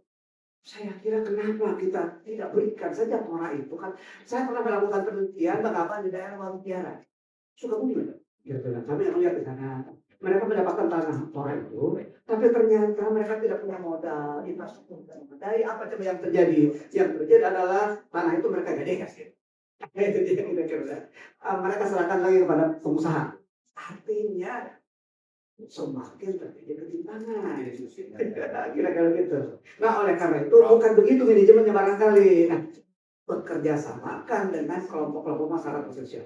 Usulan saya adalah pondok pesantren teknis. Jadi katakanlah misalnya salah satunya pondok pesantren diberikan kepada pondok pesantren, kemudian dia bekerja sama dengan petani dengan konsep al-musaqah mirip yang dilakukan oleh Muhammad Sallallahu Alaihi Wasallam, kira-kira seperti itu ya. Yang jadi barangkali bisa masuk dari itu nanti. Oke, siapa kelompok potensial? Tentu pesantren, mungkin di daerah sana ada pulau bahkan gitu ya. Di sebelah sana ada yang lain-lain lagi atau katakanlah kontak tali andalan dan lain-lain. Pendek kata harus bekerjasama dengan kelompok-kelompok potensial, kemudian bekerjasama dengan petani kira-kira gitu. Nah, di situ akan memperkuat ekonomi perusahaan. Jadi bukan menimbulkan ketimpangan, tapi justru di situ berpihak kepada petani dalam kata sesungguhnya. Kemudian yang kedua, Pudisat, saya kira. Nah, Pudisat itu saya kira kalau saya setuju, tapi bukan Pudisat yang menyerahkan lahan kepada swasta. Kalau itu konsepnya menyerahkan ke swasta itu bukan ketahanan pangan, tapi ketersediaan pangan yang tidak terjangkau oleh masyarakat, saya kira itu ya. Nah, oleh karena itu kalau konsep yang kami usulkan bukan begitu, tapi katakanlah, oke, tanah-tanah itu diserahkan kepada dijadikan sebagai sentra pangan, minus yang Bang Kaban kritik tadi supaya tidak terjadi longsor kan begitu kira-kira ya, supaya tidak terjadi banjir, tetapi tetap manajemennya bekerjasama dengan masyarakat.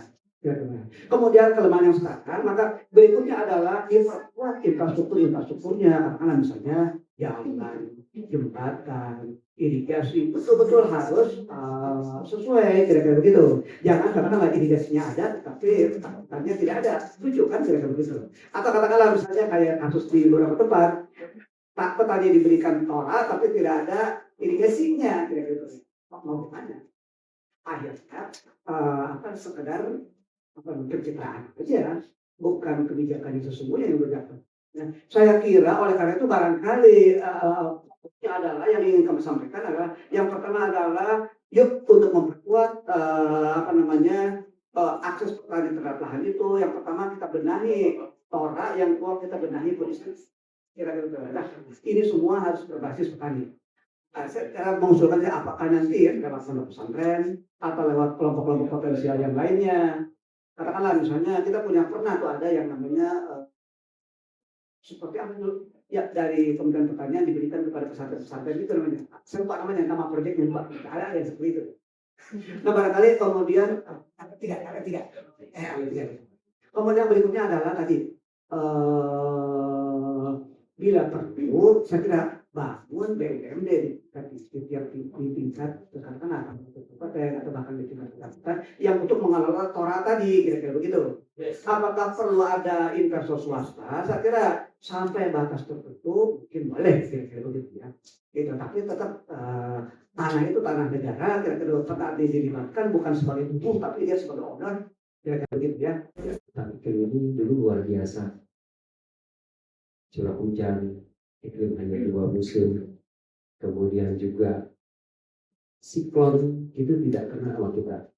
Jadi 10 derajat bintang utara sampai 10 derajat bintang selatan itu dilindungi oleh khatulistiwa, sehingga kita kena siklon itu hanya puncaknya saja. Tapi sekarang ternyata sudah berubah, ya, sudah berubah. Jadi siklon itu buntutnya udah masuk ke dalam. Nah ini saya tidak tahu kenapa terjadi seperti itu. Itu akan terjadi perubahan iklim. Nah, ternyata di situ juga kita dikaruniai oleh namanya daerah konvergensi antropik, di mana selalu dari tahun ke tahun itu antara musim hujan, musim kemarau itu akan berubah terus, di mana misalnya polanya akan tertentu seperti itu. Pola spasialnya itu dari barat ke timur seperti itu, kemudian pola dari bulanannya seperti itu. Itu akan tetap terus gitu ya. Ternyata dalam 15 tahun, 20 tahun terakhir itu sudah berubah. Contoh gini, isunya Jakarta akan tenggelam, air laut naik. Di pantai utara Jawa mulai dari Tangerang sampai ke mungkin Demak, itu akan tenggelam. Padahal di tempat lain itu tidak terlalu bermasalah, gitu. Kecuali di Bangkok maupun di tempat lain.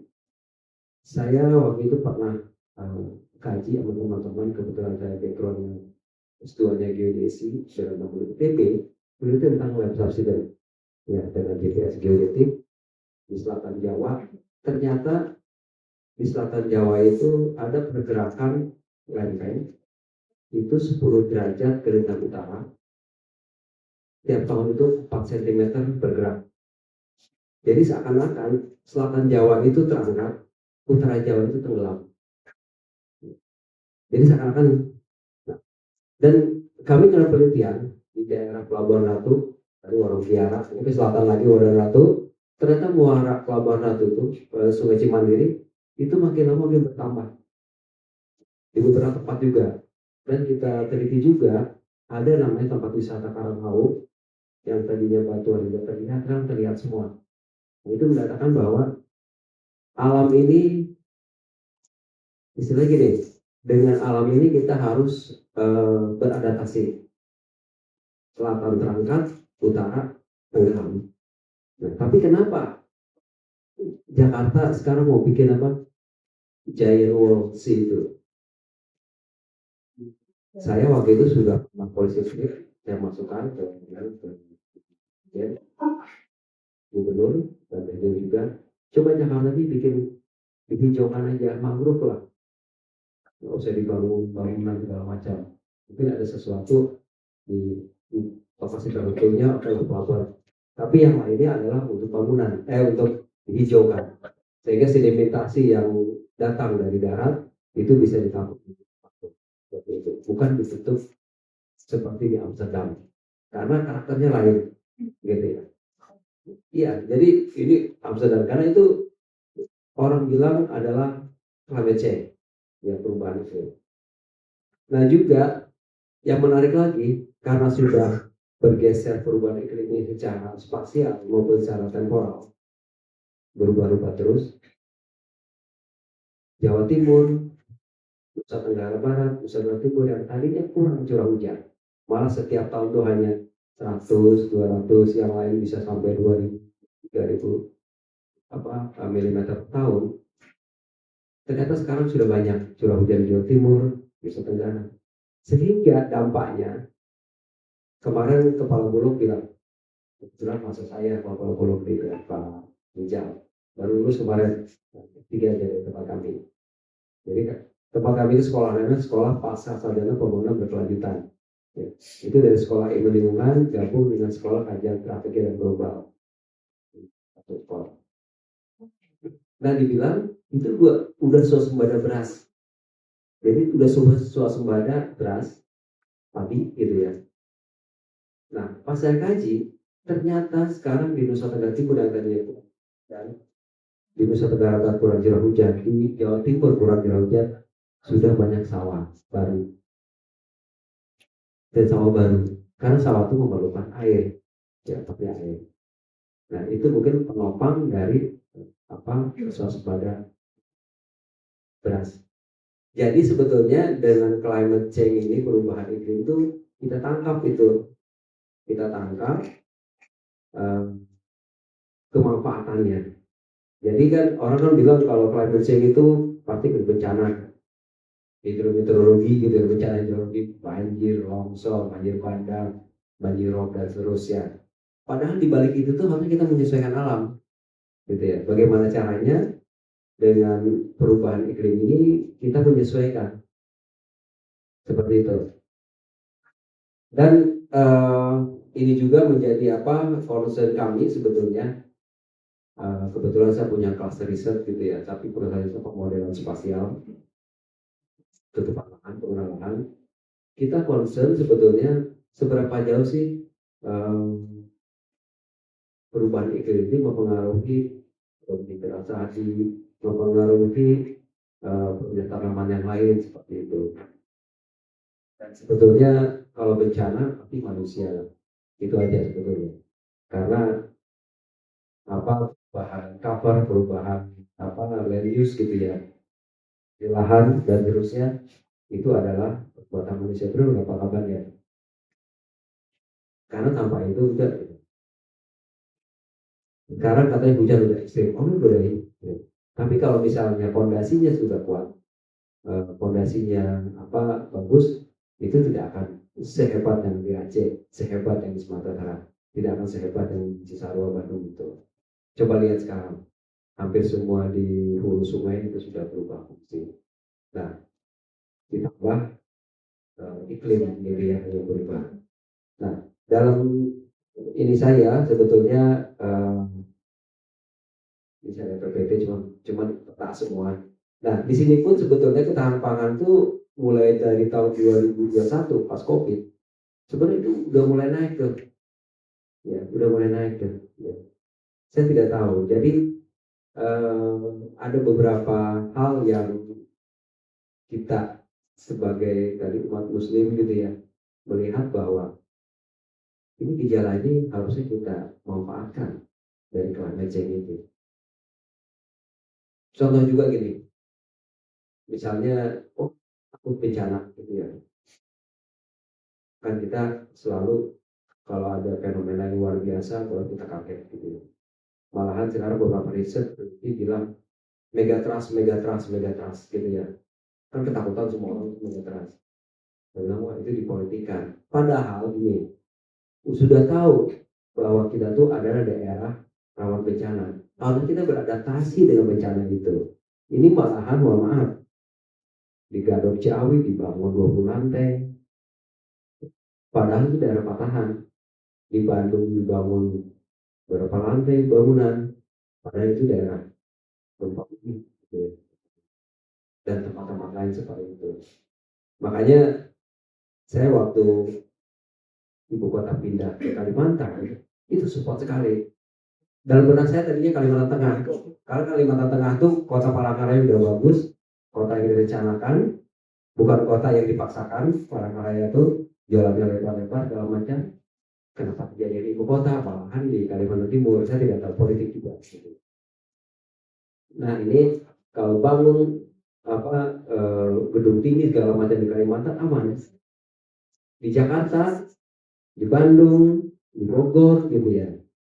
Dan tanda kutip tidak aman. Apa buat gedung-gedung yang tinggi sebetulnya. Nah ini mungkin harus kebijakan dari pemerintah.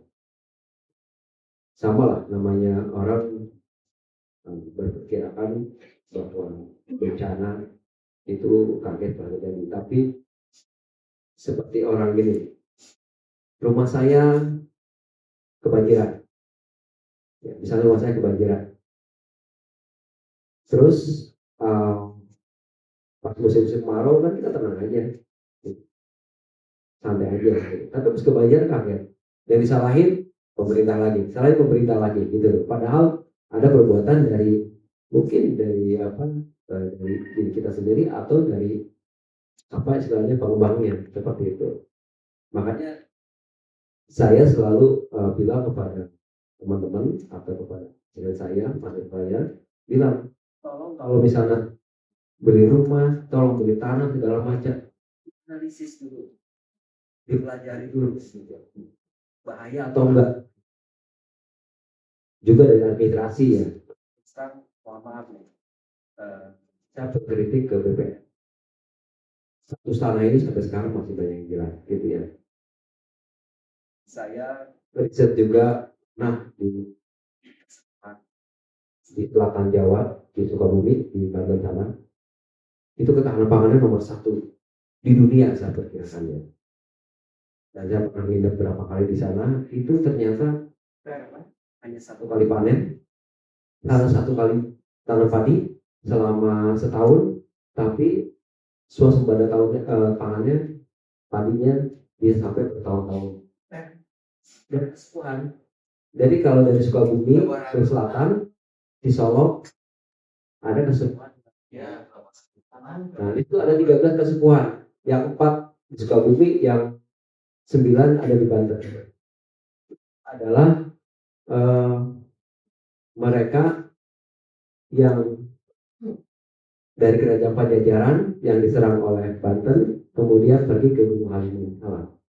Nah, di Gunung Halimunsalam dia sudah ada di abad 14-15 itu. Dia sekarang ketahanan pangannya luar biasa. Malah KDM waktu itu minta ke Abah Asep itu untuk dibuat di Purwakarta. Ternyata tidak jadi di Purwakarta. Karena di situ ada 29 bibit unggul padi yang tidak boleh dibawa keluar. Ya, tidak boleh dibawa keluar itu. Kearifan lokal luar biasa. Jadi setiap baru mulai tanam nyangkul lahan sampai ke panen itu ada sekitar 30 ritual adat. Ritual adat yang terakhir adalah panen, namanya seret tahun. Coba aja di YouTube seret tahun seperti apa. Ya seret tahun gitu. Dan itu luar biasa. Dan tidak mengenal climate change. Kalau untuk menjadi tempat wisata luar biasa. Mungkin teras sharingnya hebat daripada jalan-jalan coba. Kalau hujan jalan-jalan di sana itu luar biasa. Saya sering ke sana. Saya pernah ingat. Mungkin pernah sana. Nah itu luar biasa. Kalau ketahanan pangan di sana itu luar biasa sebetulnya. Semua kearifan lokal. Saya ngelihat nggak ada teknologi. Panen itu masih pakai aneh-aneh. Iya. Aneh-aneh, iya. Itu pun padinya pun tingginya 1,5 meter. Kadang-kadang lebih. Gitu ya. Padinya. Organik ya, jelas organik. Tidak ada pakai bahan kimia. Ya, ada beberapa. Ada 26 jenis kalau enggak. 20 jenis. Yang ketan, yang segala macam gitu ya. Nah, hebatnya itu tidak boleh dijual keluar. Dan dari luar tidak boleh masuk juga. Gitu kan. Nah, maksudnya itu kenapa tidak meniru seperti itu gitu ya. Kalau tidak salah zaman Jokowi itu sampai berapa kali Abah Asep itu diminta untuk ke Istana Bogor ya, mempresentasikan kok bisa gitu seperti itu. Nah itu mungkin kita berkaca ke arifan lokal itu. Ke arifan lokal. Iya. Betul. Itu arifan lokal yang seperti itu betul. Jadi itu adaptasi untuk iklim juga. Adaptasi untuk iklim, perubahan iklim tidak jadi masalah buat mereka. Betul. Yang bahaya itu adalah tadi mungkin ada investor, ada siapa aja yang beli lahan di sana, beli tanah garapan masyarakat, ya rubah itu semua. Itu yang jadi masalah. Penyakit. Ini daerah saya, Pak. Ya? Daerah saya. Oh, Bapak dari Sukabumi. Sukabuminya mana, Kak? Saya juga Sukabumi sebetulnya, Kopi Selatan. tapi di kota. Oh, saya Pak. Jalan Bayangkara. Saya jangan Siliwangi. Iya. Saya punya kampus. Di Sekarang dari Universitas Nusantara. oh, Nah, bukan. Bang Akbar kemarin tahun dulu ke sana. Dengan barisan semua Iya. keluarga-keluarga. ke sana. Berarti kita bisa jalan-jalan Nanti- di sana. Ya, Nanti jalan-jalan di sana aja ke berikutnya di kampus Sabang deh. Boleh. Iya, jalan-jalan. terus ininya jalan-jalan ke ini ke kesepuhan ke Abah Asep. Ya. Iya. Oke, Bang. Jauh kalau di Bogor kamu ini. Oke bang. Sure ya. Kira-kira nanti Ya. ini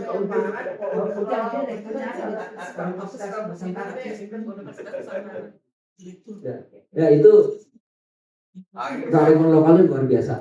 Kearifan lokal luar biasa. Dia berapa? Saya lihat ini apa gula aren itu, ya gula aren. Mulai dari ngambil dari pohon apa aren, ya, kemudian diolah, itu semuanya menggunakan bahan alam.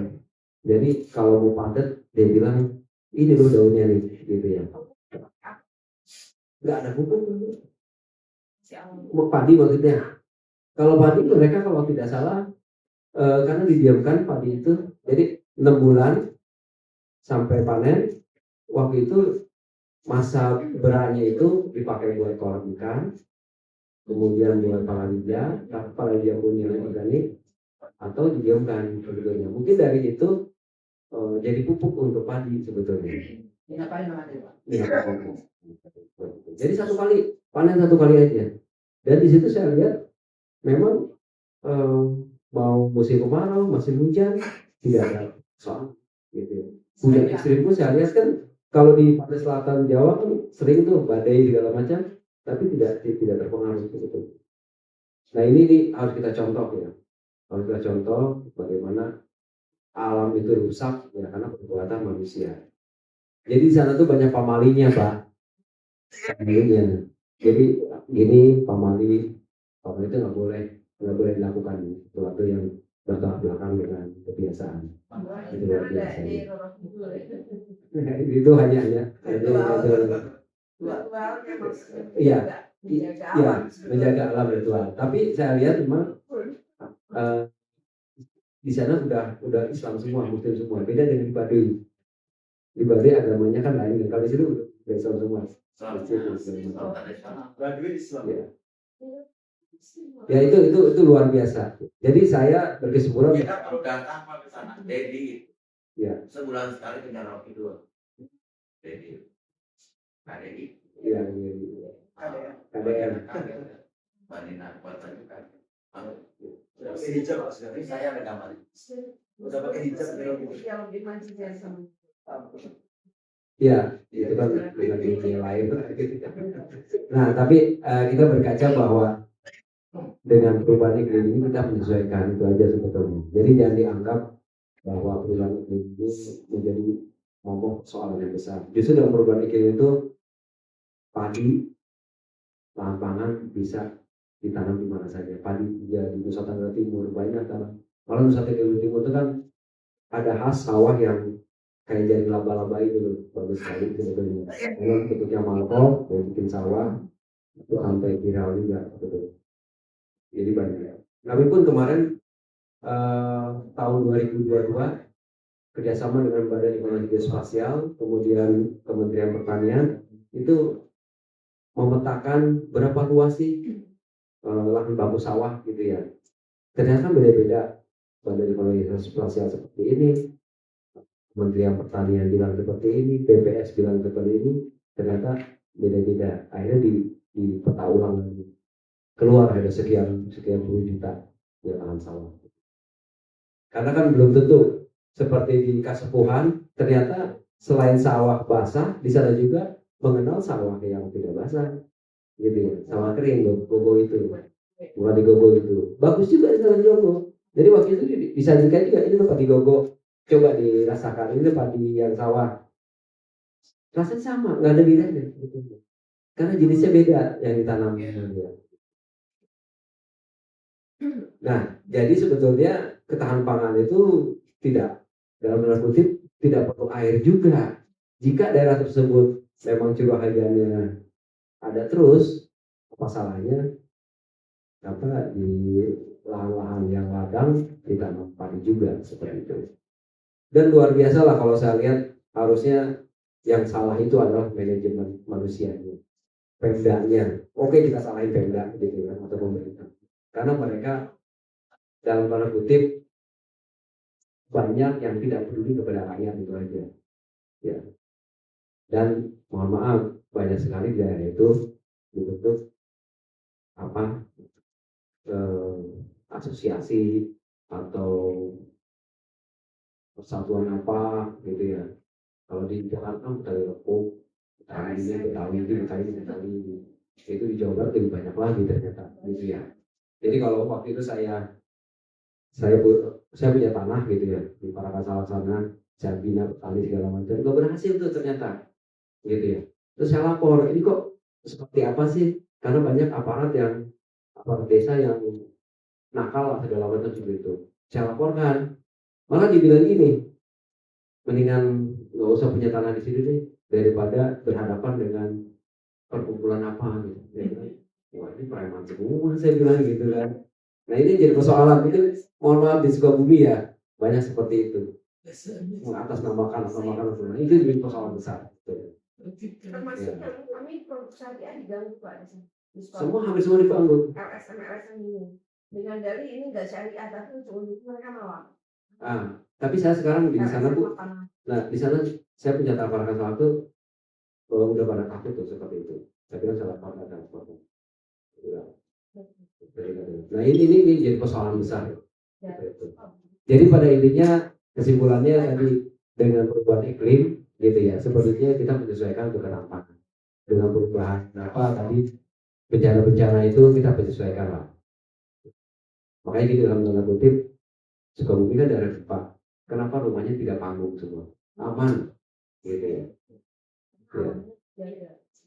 Ya, alam terjaga. Kemudian kalau ada gempa bumi tektonik aman. Terus nggak boleh bangun di yang ada dekat lereng segala macam dan terusnya seperti itu. Itu pengetahuan masyarakat, pengetahuan daerah Pemda itu sekarang harusnya diedukasi. Nah, sekarang Bapak Kabupaten minta ke kami kemarin, tolong teliti. Tapi gitu, saya udah teliti berapa kali saya kasih gitu ya. Ini papernya udah jurnal internasional, udah banyak saya bilang. Itu sampai sekarang 160 ya ke Scopus nih, saya bilang kasih gitu ya. Tapi dia bilang masih baca, Pak bahasa Inggris ini mah gitu ya. Pak ini gimana penerapannya? Kan susah juga. Jadi itu kesimpulannya ya. Dengan perubahan iklim ini kita menyesuaikan, itu aja sebetulnya. Dan kita kaji polanya. Dulu guru besar kami, Prof. Medesadi bilang ada namanya gejala Cibinong. Jadi kalau hujan di Cibinong dan sekitarnya, Jakarta, Bogor kering, gitu ya. Kalau di Cibinong kering, di Bogor sama Jakarta akan hujan. Sekarang sudah tidak lagi. Sekarang polanya sudah berubah semua. Jadi kita susah memperkirakan pola. Jangan gitu, BMKG selalu memperkirakan A, B, C, D. Nggak terjadi seperti itu. Kecuali Jakarta bukan pakai untuk menangkal hujan besar, rekayasa cuaca gitu ya. Tapi yang banjir kan daerah Bekasi, daerah Bogor, daerah Tangerang, Jakarta enggak gitu kan. Kalau itu pindah, itu tidak mempersoalkan sebetulnya. Oke, baik, itu aja Bu ya. Makasih banyak, terima kasih. Assalamualaikum warahmatullahi wabarakatuh. Assalamualaikum warahmatullahi wabarakatuh. Perkenalkan Akademika sekalian, saya Abdullah Mubarak dari Laziska ini. Saya kebetulan alumni Jatim Ciputat 2010-2011. 2024 kemarin saya ditanya oleh kawan yang itu adalah pedagang rempah-rempah. Saya gini, Dek, kita ini para pedagang rempah-rempah dan pangan itu tidak pernah bisa melakukan ekspor impor. Dan para pelaku ekspor itu rata-rata adalah, mohon maaf, dan itu kenyataan lapangan para pelaku-pelaku Cina. Terus dia bertanya, bisa nggak kita melakukan ekspor impor? Tentu saja bisa.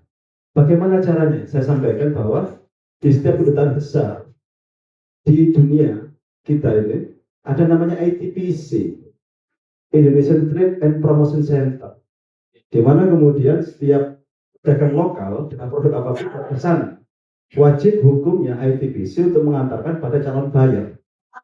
Kira-kira begitu. Akhirnya hasil dari 4 negara konsulat yang kami kirim email itu, satu yang menanggapi, Pak Ahmad Sofyan sama Pak Dewanto, konsulat Karachi, bahkan mengundang untuk kemudian bisa ikut pameran di Karachi tahun 2024, alhamdulillah terlaksana.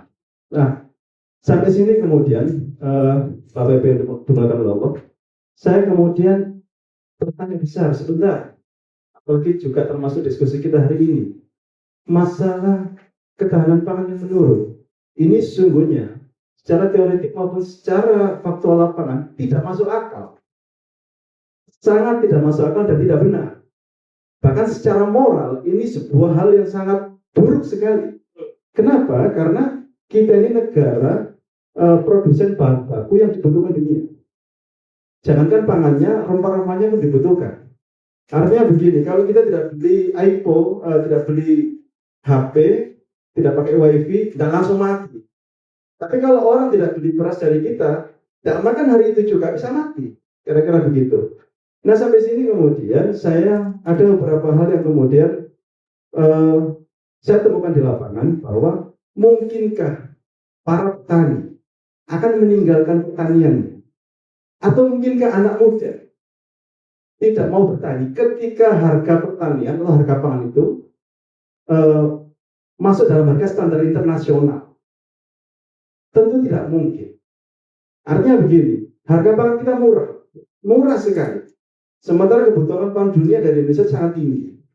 Nah, lantas pertanyaannya, kenapa tidak bisa masuk ke rute ekspor impor para petani kita? Di sini saya ingin menyampaikan satu usulan, bahwa ternyata untuk masuk ke rute itu, satu, butuh sertifikasi keamanan pangan global yang namanya HACCP, Hazard Analysis and Critical Control Point, yang itu harus satu paket dengan ISO 9001. Sehingga kalau bicara manajemen pertanian, bagi saya, mohon maaf, lagi-lagi saya bukan ahli, tapi saya kemudian hanya pelaku jalanan. Saya kemudian kata itu masih terminologi itu terlalu umum untuk urusan pertanian ataupun pangan. Maka saya mengusulkan di forum ini, bagaimana terminologi itu harus dipersempit lagi menjadi ISO, International Standard Organization 9001, dan sertifikasi HACCP. Artinya kalau petani di Bogor sana itu punya sertifikat HACCP, maka dia bisa mengekspor hasil pertanian. Ketika tukang kebun di Sukabumi sana punya sertifikat HACCP, maka dia bisa mengekspor pertaniannya. Sertifikat HACCP harus berbarengan dengan ISO 9001. Yang itu kemudian berarti manajemennya harus diperbaiki. Maka yang saya pikirkan begini, dan ini kan sertifikasi bisa dibuskopi, memang murah, biayanya sertifikasi itu bertahan 3 tahun. Tahun pertama 25 juta, tahun kedua 20 juta, tahun ketiga 20 juta per. Tapi yang mahal adalah infrastruktur, harus punya gudang, harus punya ini dan sebagainya. Nah, sempat saya ngobrol sama kawan Thailand sana, apa yang membuat kemudian Thailand itu maju? Mohon maaf, saya bukan seorang praktisi politik, tapi kemudian bagi saya bukan masalah politiknya, tapi masalah goodwill dari pemerintahnya. Karena pemerintah Thailand memfasilitasi bagaimana setiap petani itu harus punya sertifikat HACCP, gudangnya dibangunkan, terus kemudian infrastrukturnya dibangunkan. Saya mengusulkan bagaimana kemudian forum ini bisa mengajukan pemerintah, Menteri Pertanian itu buatkan sertifikasi HACCP untuk semua petani yang ada di Indonesia agar mereka punya akses harga. Harga ini menjadi kata kunci petani kita. Kalau mau melakukan logikanya masih timbang bayar. Saya jual timbang segini, cocok harga bayar. Tapi kalau mau lebih harus under name. Kalau under name, ya corporate di bawah BCA lagi yang menang, kira-kira gitu. Jadi corporate di bawah BCA lagi yang menang. Nah, sementara kemudian seandainya pemerintah tidak pernah mau melakukan ini, karena memang mohon maaf, siapapun kalau mau jujur, pemerintah kita ini sudah mulai menjadi kleptokrasi, pemerintahan maling, maka saya kira MNK kami sekalipun bisa melakukan tindakan ini untuk kemudian memprotek para petani. Usulan saya kedua, menyambung tadi apa yang disampaikan oleh Bang Akbar, itu benar, masalah lahan dan sebagainya. Kenapa kemudian tidak dibuatkan korporasi di tingkat lokal yang saham kepemilikannya itu adalah masyarakat lokal? Tanah bisa jadi saham, kemampuan pertanian bisa jadi saham, uang bisa jadi saham.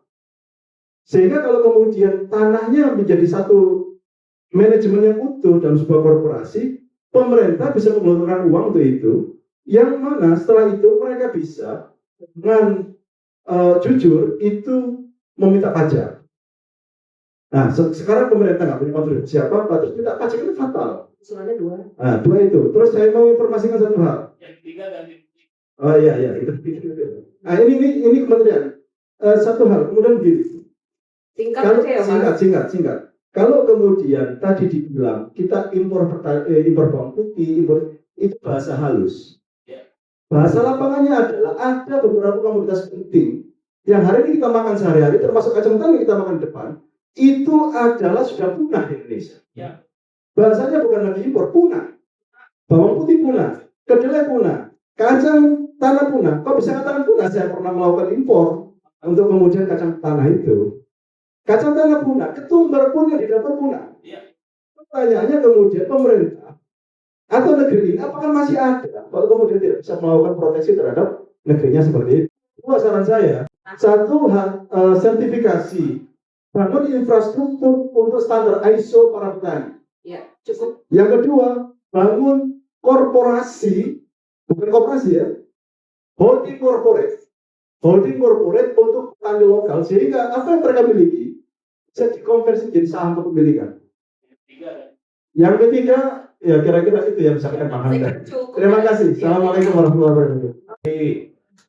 Semua yang berhubungan dengan bagaimana memfasilitasi, bagaimana membangun infrastruktur, bagaimana supaya ada keberpihakan, bagaimana supaya petani itu ada proses regenerasi, ya. Nah itu semuanya itu semua tidak lepas dari konsep government untuk bidang atau sektor yang terkait, gitu. Jadi ya kita udah banyak keliling banyak negara lah ya. Saya masuk ke pelosok-pelosok di banyak negara itu, proses regenerasi itu berjalan alamiah.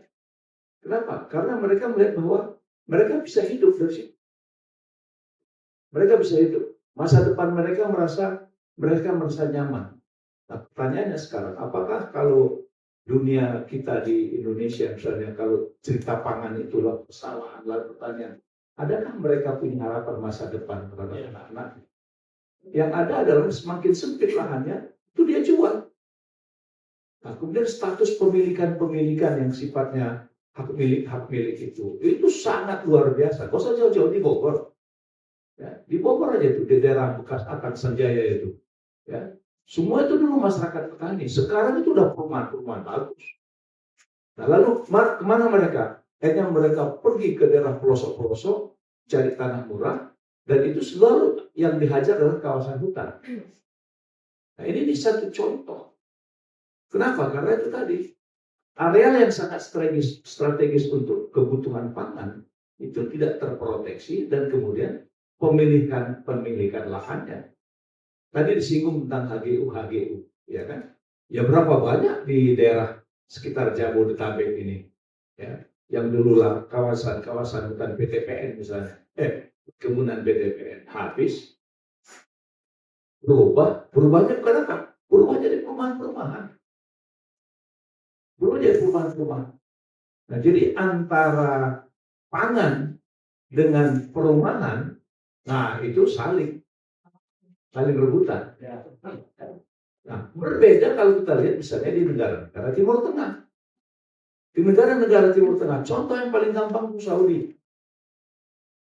Perumahan itu dibangun di daerah-daerah yang tidak mungkin orang mau, tapi dibangun infrastrukturnya, akhirnya orang mau. Nah, sementara lahan-lahan pertaniannya tetap bertahan. Tidak berubah fungsinya. Nah, ini kan konsep dari government, konsep pemerintah. Gitu loh. Karena kita sebagai negara agraria, maka swasembada pangan itu adalah menyangkut hajat hidup orang banyak. Nah, oleh karena itu keberpihakan, ketegasan pemerintah untuk selalu berpihak kepada masyarakat petani, terutama untuk menjaga keberlangsungan, ya, sustainability dari penguasaan lahan produksi di tengah-tengah masyarakat. Oleh karena itu harus diambil langkah bagaimana memperluas areal atau tapak-tapak lahan-lahan pertanian kita ini supaya tingkat penyusutannya tidak terjadi seperti beberapa tahun terakhir ini yang areal-areal lahan-lahan pertanian khususnya persawahan semakin hari semakin menyusut tajam gitu. Katanya Pak, harapannya Pak ke depan? Ya, kita harus melihat bahwa karena mayoritas masyarakat kita ini masih dalam dunia agraris, maka itu harus menjadi prioritas yang paling utama, gitu ya. Jadi jangan sampai timbul kesenjangan yang tajam antara sektor-sektor yang katakanlah industri produktif dengan nasib para petani ini. Jadi jangan sampai timbul kesenjangan yang akhirnya nanti ketimpangan terjadi dan cita-cita kita membutuhkan masyarakat yang makmur itu jauh dari harapan. Ini betul-betul karena hasilnya dapat dari profesor-profesor dan ahli-ahlinya itu yang akan saya rumuskan di sini akan sampai kepada presiden. Nah, untuk harapan bahwa itu harus ditindaklanjuti oleh kementerian masing-masing. Untuk apa? Untuk mencapai sasaran tadi. Untuk harapan sampai rakyat. Dari Forum Kepakaran Indonesia, di mana forum ini adalah terdiri dari para pakar dari berbagai bidang, yang tujuan utamanya adalah bagaimana menghimpun pemikiran-pemikiran yang brilian, pemikiran yang baik untuk menjawab berbagai persoalan-persoalan yang dihadapi oleh bangsa ini. Dan kita berharap dari pemikiran ini bisa menghasilkan suatu tulisan dalam bentuk buku, proceeding, dan yang lebih penting adalah menyusun naskah akademik yang itu akan kita alamatkan kepada kementerian dan lembaga yang terkait, sehingga keberadaan kami adalah memberikan solusi yang tepat bagi berbagai permasalahan yang dihadapi oleh bangsa. Saya mengucapkan selamat atas terselenggaranya fokus group discussion kedua Forum Kepakaran Indonesia. Semoga hasil dari FGD pertama dan kedua ini dapat membantu pemerintah dalam menyelesaikan masalah bangsa Indonesia.